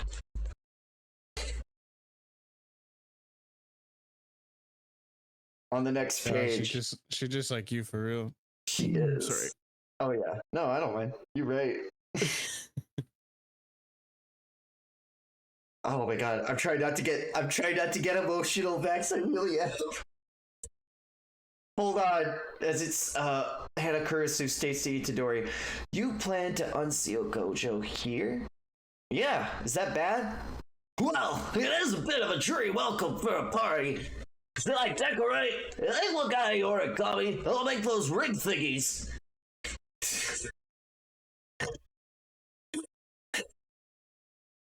Not what I meant. Also, if you look at Takaba, he's trying to the dead face on Nishimiya as he's explaining what the ring things are.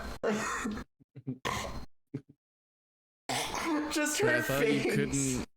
I thought no more new players can be introduced. How are they gonna get around that? If I'm so confused right now. Oh my god. Physical time doesn't flow in the present realm, meaning that you can't die from causes related to time passing, such as hunger or old age. Well, unless the person chooses to kill themselves. Oh, I get what it is now. Okay, so that little blip in the thing, that's the mouth. So it's between Hannah and the mouth talking. So it actually goes physical time. I picked up on that, yeah. I didn't notice it until I saw the teeth in the next page, but yeah. Kari, you could use it like a time machine. That's not what I'm talking about. It has been 19 days since Halloween for us. We have no idea how much time has passed for Gojo. For him, it might feel like a moment. Or it could be a balloon for centuries. Oh, Which means I'm worried about the state of his mind. He's the strongest sorcerer of our time, right? well, depending on his mental state, it could be dangerous to unseal him in this confined space. Itadori and Hikari having an idea of a kaiju Gojo going evil. Oh my god. Oh, it's so funny. On the next page, we see over at Kiriko Mine, Saitama Prefecture, Jujutsu High Training Ground number 4. Takaba sets the box down onto a bed of blankets. We see Inumaki and Yuji and all the other Jujutsu High get behind the bags of sandbags. As they wait up in the air, Inumaki gives the golden word, 7! And Hannah lets out her technique, Jacob's ladder, from the sky onto the prison realm, the back of the prison realm. All lights are going off all over everywhere. Everyone is astonished. Did it work? Sensei, is it okay if we look? And on the next page, it's gone. Sensei? The prison realm's gone, but where's Gojo Sensei? Hannah starts to get scared. Is it my fault? And Thus was born an odd bit of trivia for the world. on the next page, applying Angel's curse technique to the prison realm makes Satoru Gojo disappear. Maybe he was evil or something? Alright, she's going on the offensive. Gojo is sketchy though. An earthquake goes off. Everyone screams out an earthquake, and Itadori, without missing a beat, saying it can't be a coincidence. I placed the prison realm in a subduction zone, 8,000 meters underwater, into the deepest area of Japan's trench. I also left a cursed spirit there as a detector, inside layers of seals. I did all that because Tengen told me about the back. That way, I could kill you if the seal disappeared. And on the next page, seriously, what is with you? Okay. Let's go. I want you to know, Vex, in the manga, it was 2 years since we had him sealed. It was 2 years before we got this. 2 years. 2 of the longest years of my life. Oh my god. On the next page, Kenjiku says, "It's been a while, no? Have a nice rest?" And Gojo says, "I think you should pick your words more wisely. They're about to be your last." And as he goes to stab Kenjiku through the chest, immediately his blow is met and Kenjiku's pushed off to the side beneath them. As Meguna has met Sukuna's blow. Sukuna has met Gojo's blow. Gojo says, "You've changed since I've gone, Megumi." Sukuna states, "Do you remember? When I make this kid's body mine, you'll be the first to kill." "I've got a new boy, but I'm still gonna kill you." Gojo retorts back saying, "You ran away from Yuji. Now you want to talk tough? How sad." Urame, upset with the blatant disrespect to Sukuna, says, "How dare you?" But on the next page, immediately is flown several kilometers away, Gojo asking, "Who are you?" before pulverizing their guts. Pause. You said it. "Wait, Sukuna. Keep your promise to me before fighting him." Gojo, getting all cocky, says, "The almighty Sukuna, taking orders from a patched up bag. Actually, I've got things to do before I fight him. I'd like to mourn Suguru's body, but Sukuna's awfully tight with whoever's possessing Suguru, thanks to a binding vow they made or something. What a pain in the ass." Sukuna thinks back on Yorozu's words and thinks, "I have much more to teach you about love and the ultimate strength and solitude it brings." Sukuna smirks and says, "Very well." Gojo sighs and says, "What's the date?" "November 19th. All right. What do you say we do this December 24th? How romantic. Isn't it gross to make plans with each other on Christmas Eve? Gojo restates, "Well, having 2 death anniversaries would be confusing." Kenjiku, puzzled, says, "You don't expect to lose?" And we get a flashback to chapter 4. "Is he stronger than you, Sensei?" Good question. If Sukuna were to regain his power completely, it might prove me a little trouble." And on the next page, "Would you lose?" "Nah, I'd win." Bruh. Fun fact for the official translation, they had to take tankobons off the shelves or not tankobons, but they had to redo it for the tankobon. A bunch of us went to Viz. We were pissed off at John Weary for changing it to no. And we're like, "No, it's literally calling back to this scene." And he says, "Nah, I'd win. Change it." And so in the official Jujutsu Kaisen manga, when you read it from the tankobon, the official Viz translation, thanks to brain rotted lobotomy Kaisen, is, "Nah, I'd win." JJK fans be trying to kill Gege and bullying the translator and Listen, Gege brought it on himself. oh my god. Maybe the translator's a little too far, but I mean, Gege knew what they were doing. "My deepest apologies. I was unable to find the last finger. I shall accept whatever punishment you deem necessary. It's fine. Satoru Gojo has the last one." "Oh, he does?" "Well, probably. In order to postpone the boy's execution, he proposed to the higher-ups that they wait until the boy ate all my fingers. But he wouldn't sit around and just do nothing. I bet he's been holding on to one of my fingers, putting the death sentence on an indefinite hold."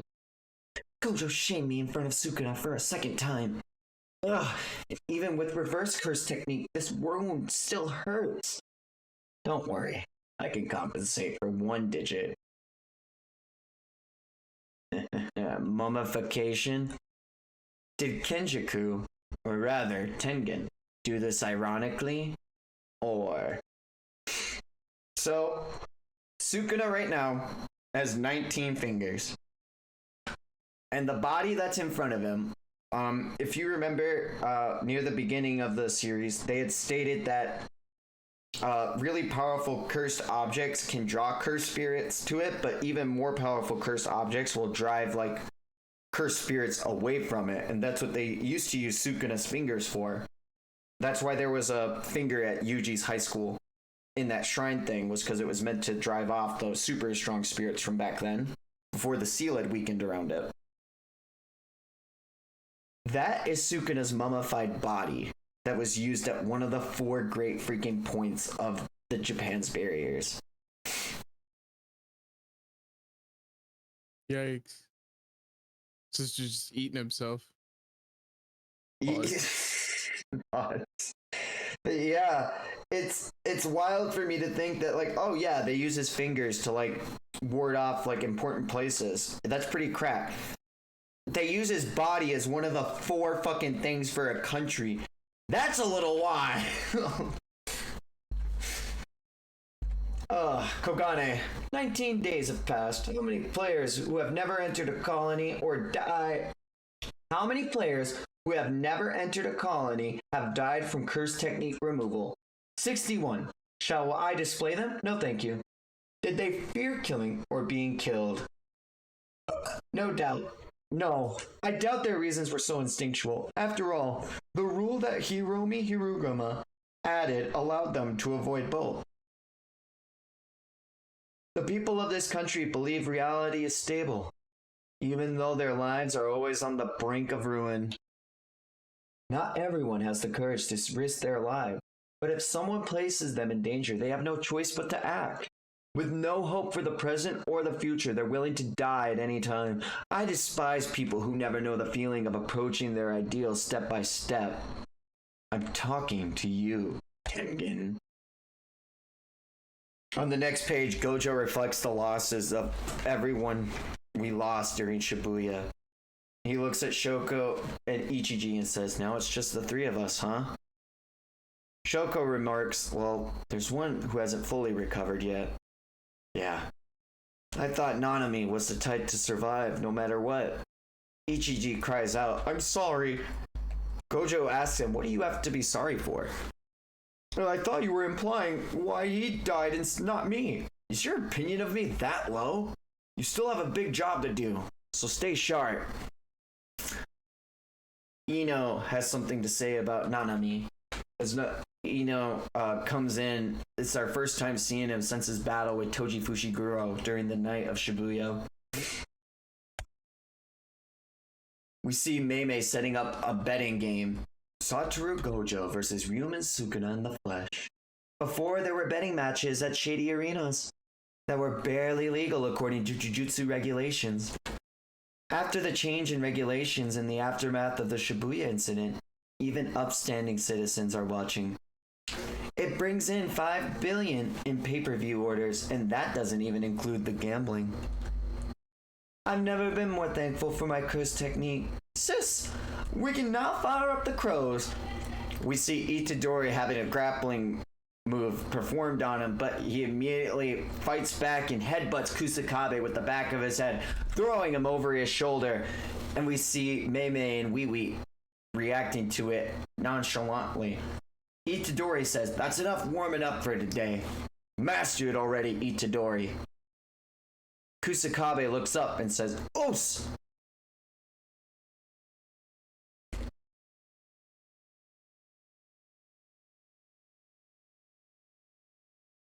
I don't want to go over it again, but I want to make sure you get it that Itadori said master it already, Itadori. And Kusakabe is the one who's responding. Yeah, I'm confused. You're supposed to be, but it's okay.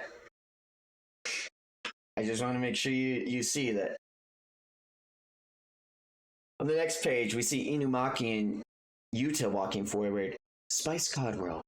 Don't worry, Inumaki. I told Jujutsu headquarters about your arm so that they would assign an assassin Itadori. I told Jujutsu headquarters about your arm so that they would assign assassinating Itadori to me, but Itadori doesn't know that yet. Salmon. Yeah, Sukuna did that, so it shouldn't be Itadori's burden. Salted fish roe. Thanks. That'll be useful. December 24th, Shinjuku.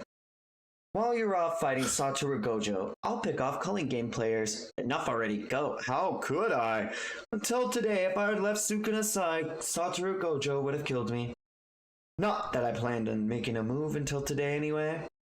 If Satoru Gojo loses, the rest of Jujutsu High's main fighting force, including Akotsu, will be busy dealing with you two today. Their only chance to defeat Sukuna would be immediately after he has fought Gojo, which will leave me to do as I please. Bye! Good luck. Don't die? Nothing sounds quite right. Yeah, he's always won before. So, why worry? Or cheer for him? Kelp. Haha, I do think he'd be pleased though. If he's overconfident, we'll punch him before Sukuna does. And above the stairs, we see, garbed in ceremonial outfits, Principal Gakuganji, Principal Utahime, and Satoru Gojo all make their way down with solemn and serious looks, knowing that they are about to enter what could be the most serious fight of their lives. Gojo, with an unusually solemn look on his face, marches forward, scaring the upperclassmen of Yuta, Hikari, and Maki. But Yuji, without missing a beat, screams out, "Sensei! Your cursed technique gets in the way!" Gojo, a bit thrown back by this, laughs and says, "You're right. Give it to me!" And Yuji smacks him on the back, greeting him with a big old smile, and the rest of Jujutsu High and Inumaki join in. Inumaki because he doesn't have an arm, so he uses his foot. And all of them pat Gojo on the back. Get him, you blindfolded idiot! Prove you're more than just a pretty face, Salmon. Takaba, let me know if you need help! Kick his ass, Gojo!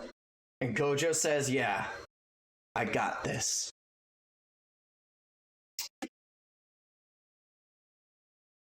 What do you think? Bruh.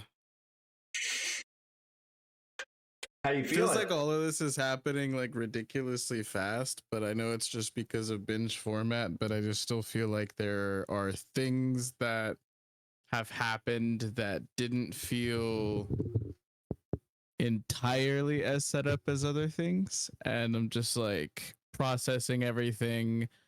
It's like I'm confused for a bit, and then the Gege starts to answer some things and whatnot, but there's still like a few things that I'm just like, why is that important? How does this make sense and stuff like that? And I'm following what's happening, but it's just like, it's interesting because there's certain parts that the manga really, really, really explains and like does like JoJo's level of exposition. And then there's shit that they're just like, that happened now. Now you gotta we're moving forward. And like, they don't really tell you much more about it. And I'm just like, I don't know. I'm still wrapping my head around some stuff because it's a lot. How much further do you think you can go? Because this is a really good stopping point before the next big part of chapters. I think I'm cool with stopping here, and then we can pick up and probably catch me up on like, I don't know, like Friday or Saturday. I think this would be like kind of the perfect place to wrap it up. Absolutely. Yeah, this has been super dope. You want to like talk, want to give any final thoughts, or like, what was your favorite part from today's binge sesh? So I have a lot of least favorite parts. Yeah, that's, Yeah. you know, it's been a lot trying to get to this point without getting to this point, and every time you've talked about Megumi, I've been like internally screaming. Like, I'm upset. I'm upset about, I don't really care too much about Tengen, but the ramifications of that are like, whoa. I'm upset about Yuki. I'm upset about obviously Megumi and like the whole shit with his sister and stuff like that. I was just like, this kind of feels like it just came out of nowhere, but sure, I guess that happened. And then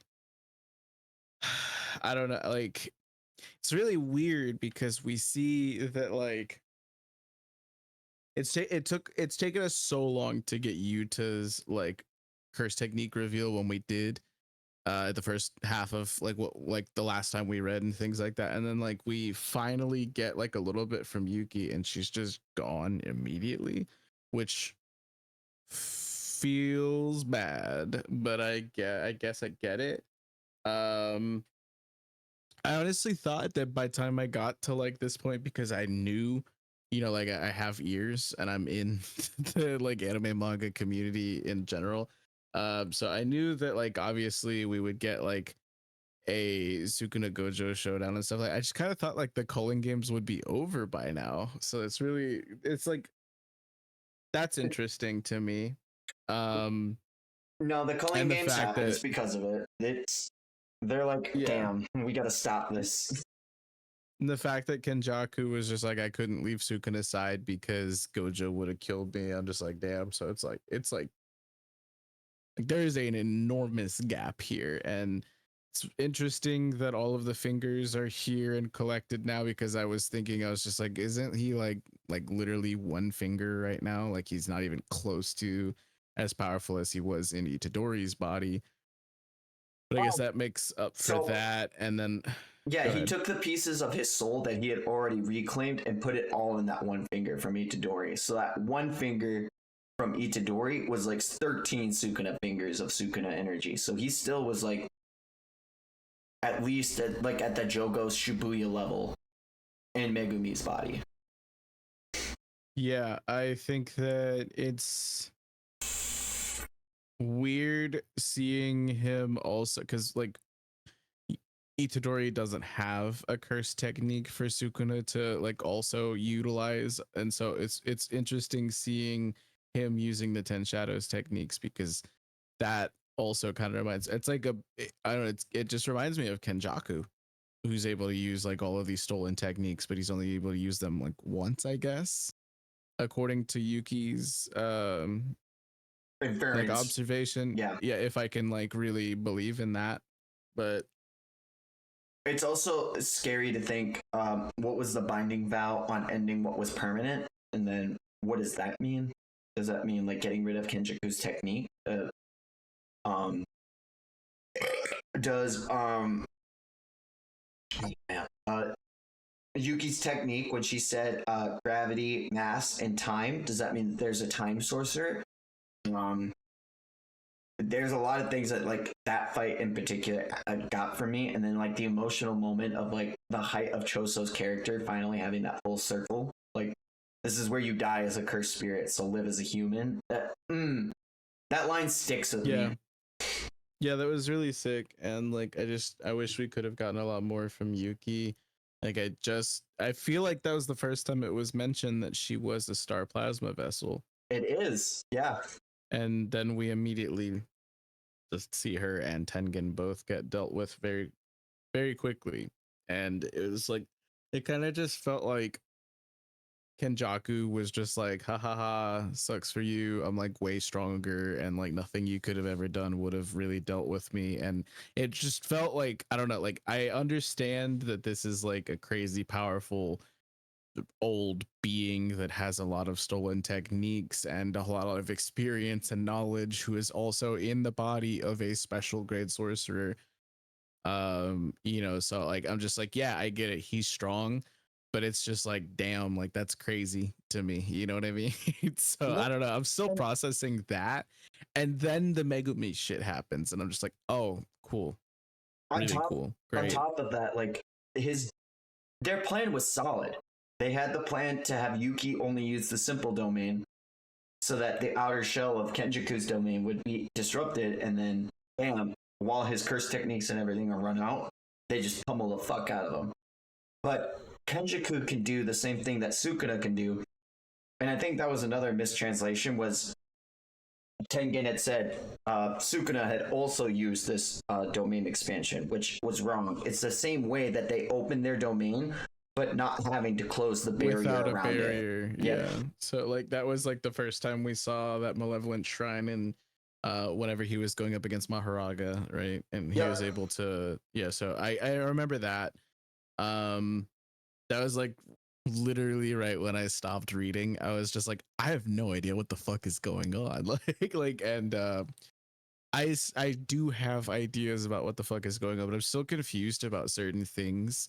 Like it's not explicitly like stated. At least we didn't, I don't know, like unless I just missed something, but like it's like it's never stated like fully that Kenjaku's whole goal is to do anything involving Sukuna, and then all of a sudden that just happens, and I'm just like, okay. But even Kenjaku said, Yuji wasn't a thing. Yuji and Sukuna were always an ends to a mean if he couldn't have fulfilled the wish on his own. He says that as long as they are there, they will be the catalyst for the Age of Curses, and that was ultimately his goal because he wanted to. I think that's what scares me the most with villains like Kenjaku and Mahito. Even is like they're not. It's not done out of pure malevolence. It's done Mahito almost in like a childlike wonder of wondering what'll happen. Kenjaku and just like he doesn't even see people as people at this point anymore. I think it's just like I want to know what'll happen if I do this. And so he's doing it out of like a morbid curiosity and like I guess like a bit of a mutually assured destruction between him and the world as he knows it, which I guess makes it so he was attempting to do things like on his own, but I guess like stuff ended up getting is maybe he's like on a time frame or something, so that's why he's just like fuck it, we'll just get Sukuna involved or something. Like I don't know, I don't understand like where it was where he just decided like we're just gonna go to plan B if that was plan B all along. If not, you know what I mean? If not like a plan, an insurance, I think more or less. And I think that this is like Sukuna is just Sukuna is not plan B, Sukuna is plan Z. He is like if everything else fails, no matter what, this is going to be enacted and we will have an Age of Curses.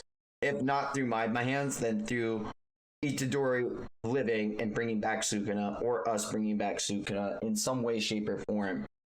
Even if I'm not the one to do it, I will be the one to do it. And so now he's saying that the only time he could possibly imagine taking out Sukuna is after he fights Gojo.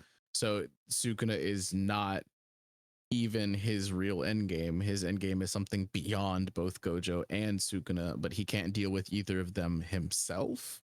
So this is like I'm just based off of that line of text, if that was like something that I'm recalling correctly in this most recent chapter, like he's like the only time I could possibly take on Sukuna is after he fights Gojo. So the way they were implying that was they were saying if Jujutsu High wants to defeat Sukuna, the only chance they'd have if you were to beat Gojo would be right after that fight. It's the only chance. If Hikari, Maki, and Yuta teamed up, they would have to team up right after Sukuna's winded from fighting Gojo to defeat him. Okay, because I was just assuming, because like I thought his plan was, I mean, he mentioned before that he wants to like basically bring the Heian era back at the end of Shibuya, but then we flash back to Hidden Inventory and what Geto and Yuki were talking about, and then him more recently remembering Geto's like memories of that conversation with Yuki and saying something about like his difference in goals, how she wants to eliminate cursed energy users and cursed spirits in general, and like so no more sorcerers, no more cursed spirits, whereas he wants to eliminate normal people. So like I don't know, this is wild. this is there's just a lot happening, and it's been a lot happening, and I don't know, I I do know because, like I said, I exist, and spoilers have about like this fight specifically have been absolutely fucking everywhere and have been memed infinitely. I know a bit about the ending of this fight that we're about to get into, but I have no idea what's gonna happen in between now and then or after. You know what I mean? Yeah, it's yeah. Oh, man, I know I'm live, but I guess I'll say it. I'll go on the record. I think this is one of the most important like fights of anime manga history. Straight up, I think this is up there with like this is up there with Goku, Frieza, Naruto, Sasuke. This is literally like this is like a pinnacle of like something we will never see again, and like getting to read these chapters week to week really like even on reread this is still like one of the most like pivotal moments in like anime culture history. This fight has been memed to death. This fight has been referenced. It's almost like watching 5 parts of JoJo's and then you realize like, oh my gosh, all of this cultural relevance has came from this one fight. Like I felt like 5 parts of cultural relevance came from like JoJo's in this one fight. It's so pivotal to everything happening right now in the anime manga sphere, but not even outside of it, with just like all the references to Gojo in pop culture media today. This fight like is still referent. People like during the Drake and Kendrick beef were using like drawing Drake and Kendrick in the panels of Gojo and Sukuna in their fight, and so like I'm really excited. You know what we can do? I'm going to pull this up for you. We're gonna go to YouTube real quick. Oh my god. Am I finally able to watch the Hikari thing? Yeah, dude, this freaking Culling Games music video is so good. But I guess like so the main thing also that I was just a bit confused about is I'm assuming you're pulling it up on stream, or are you able to share your screen on that as well? I can share my screen For here, or I in the can. Discord. Yeah, I can share my screen from here. Boom.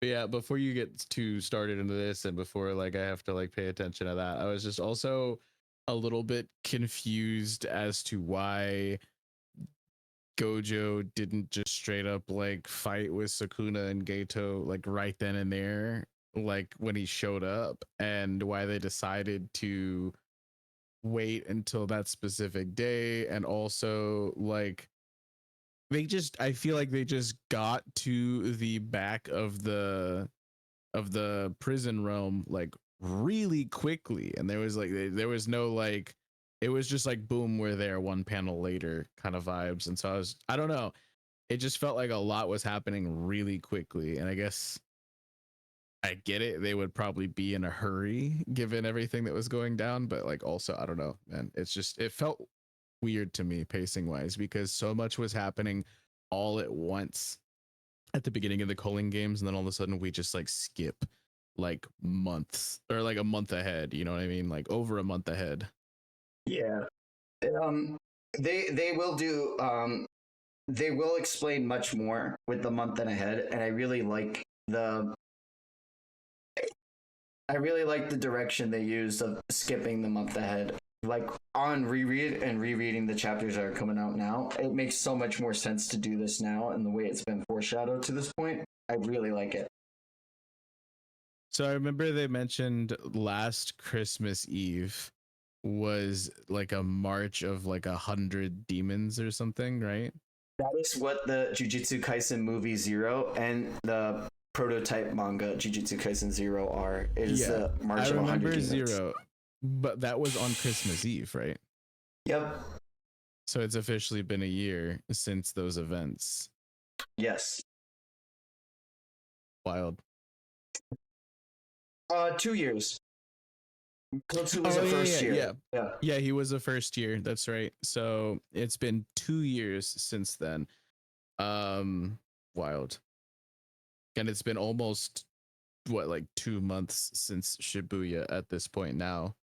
Yep. Fuck, dude. Yeah. You ready for this music video?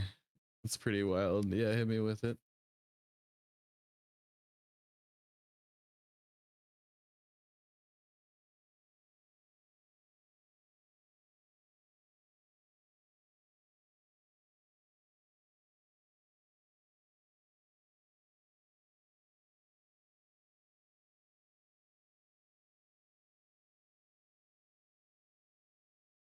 This gets me so hyped for the anime. Holy shit. Is this man with a mission? Yeah. Or what, man on, or whatever? Yeah, okay. I was like, I know these vocals. We love Higuruma. It's Tree's favorite.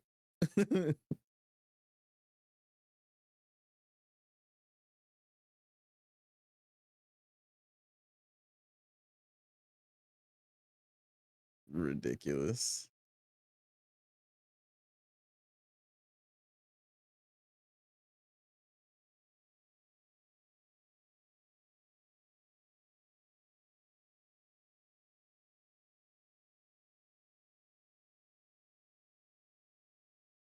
Okay.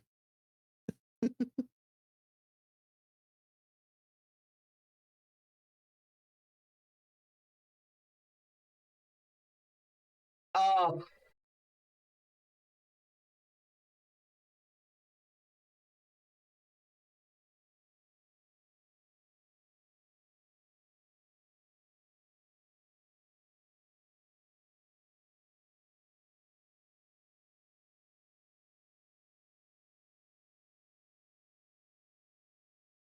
oh, this is so good. This is kind of crazy, yeah.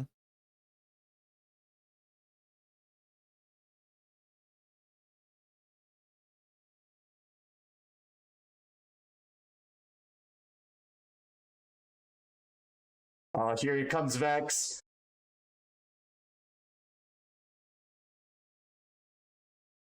That's someone I still need to see.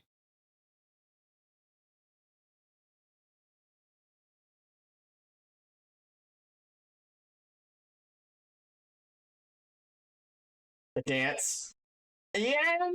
Oh, I can't. It's so good.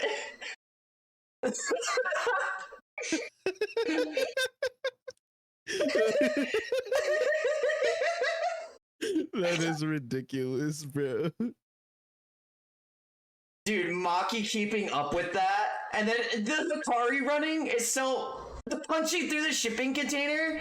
I love. Oh, and then it gets better.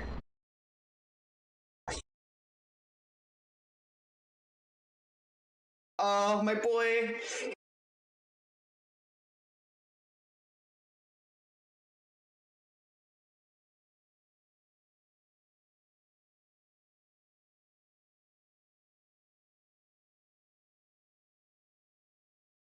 Am I gonna be able to watch the whole thing?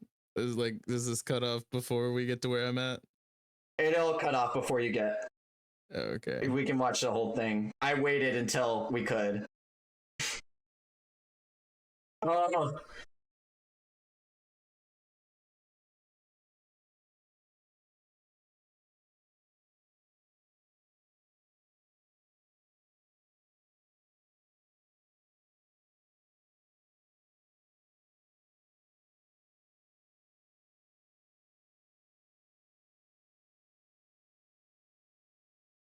Wild. All right, stream. I think that's a perfect note to end note on. I've been SSJ Cody, special great sorcerer of the anime manga sphere. This has been Vexus the Lurking Legend. You can find him on Vexus the Lurking Legend's Twitch channel, YouTube channel, where he streams Group 2 tomorrow, Group 2 solos every Tuesday. If you want to see that wonderful magic, get over to his YouTube and see what that's all about. You can also catch him every Thursday on TLA Gaming, where he's playing wonderful games with Tree the Wolf and having the best time of his life, I hope. But you know where to find me. I'm here every Sunday. I'm here every Saturday. I'm here streaming whenever I'm streaming. So you all want to find me, you're here. You're stuck with me. But have a good night, y'all, and thank you all. Bye!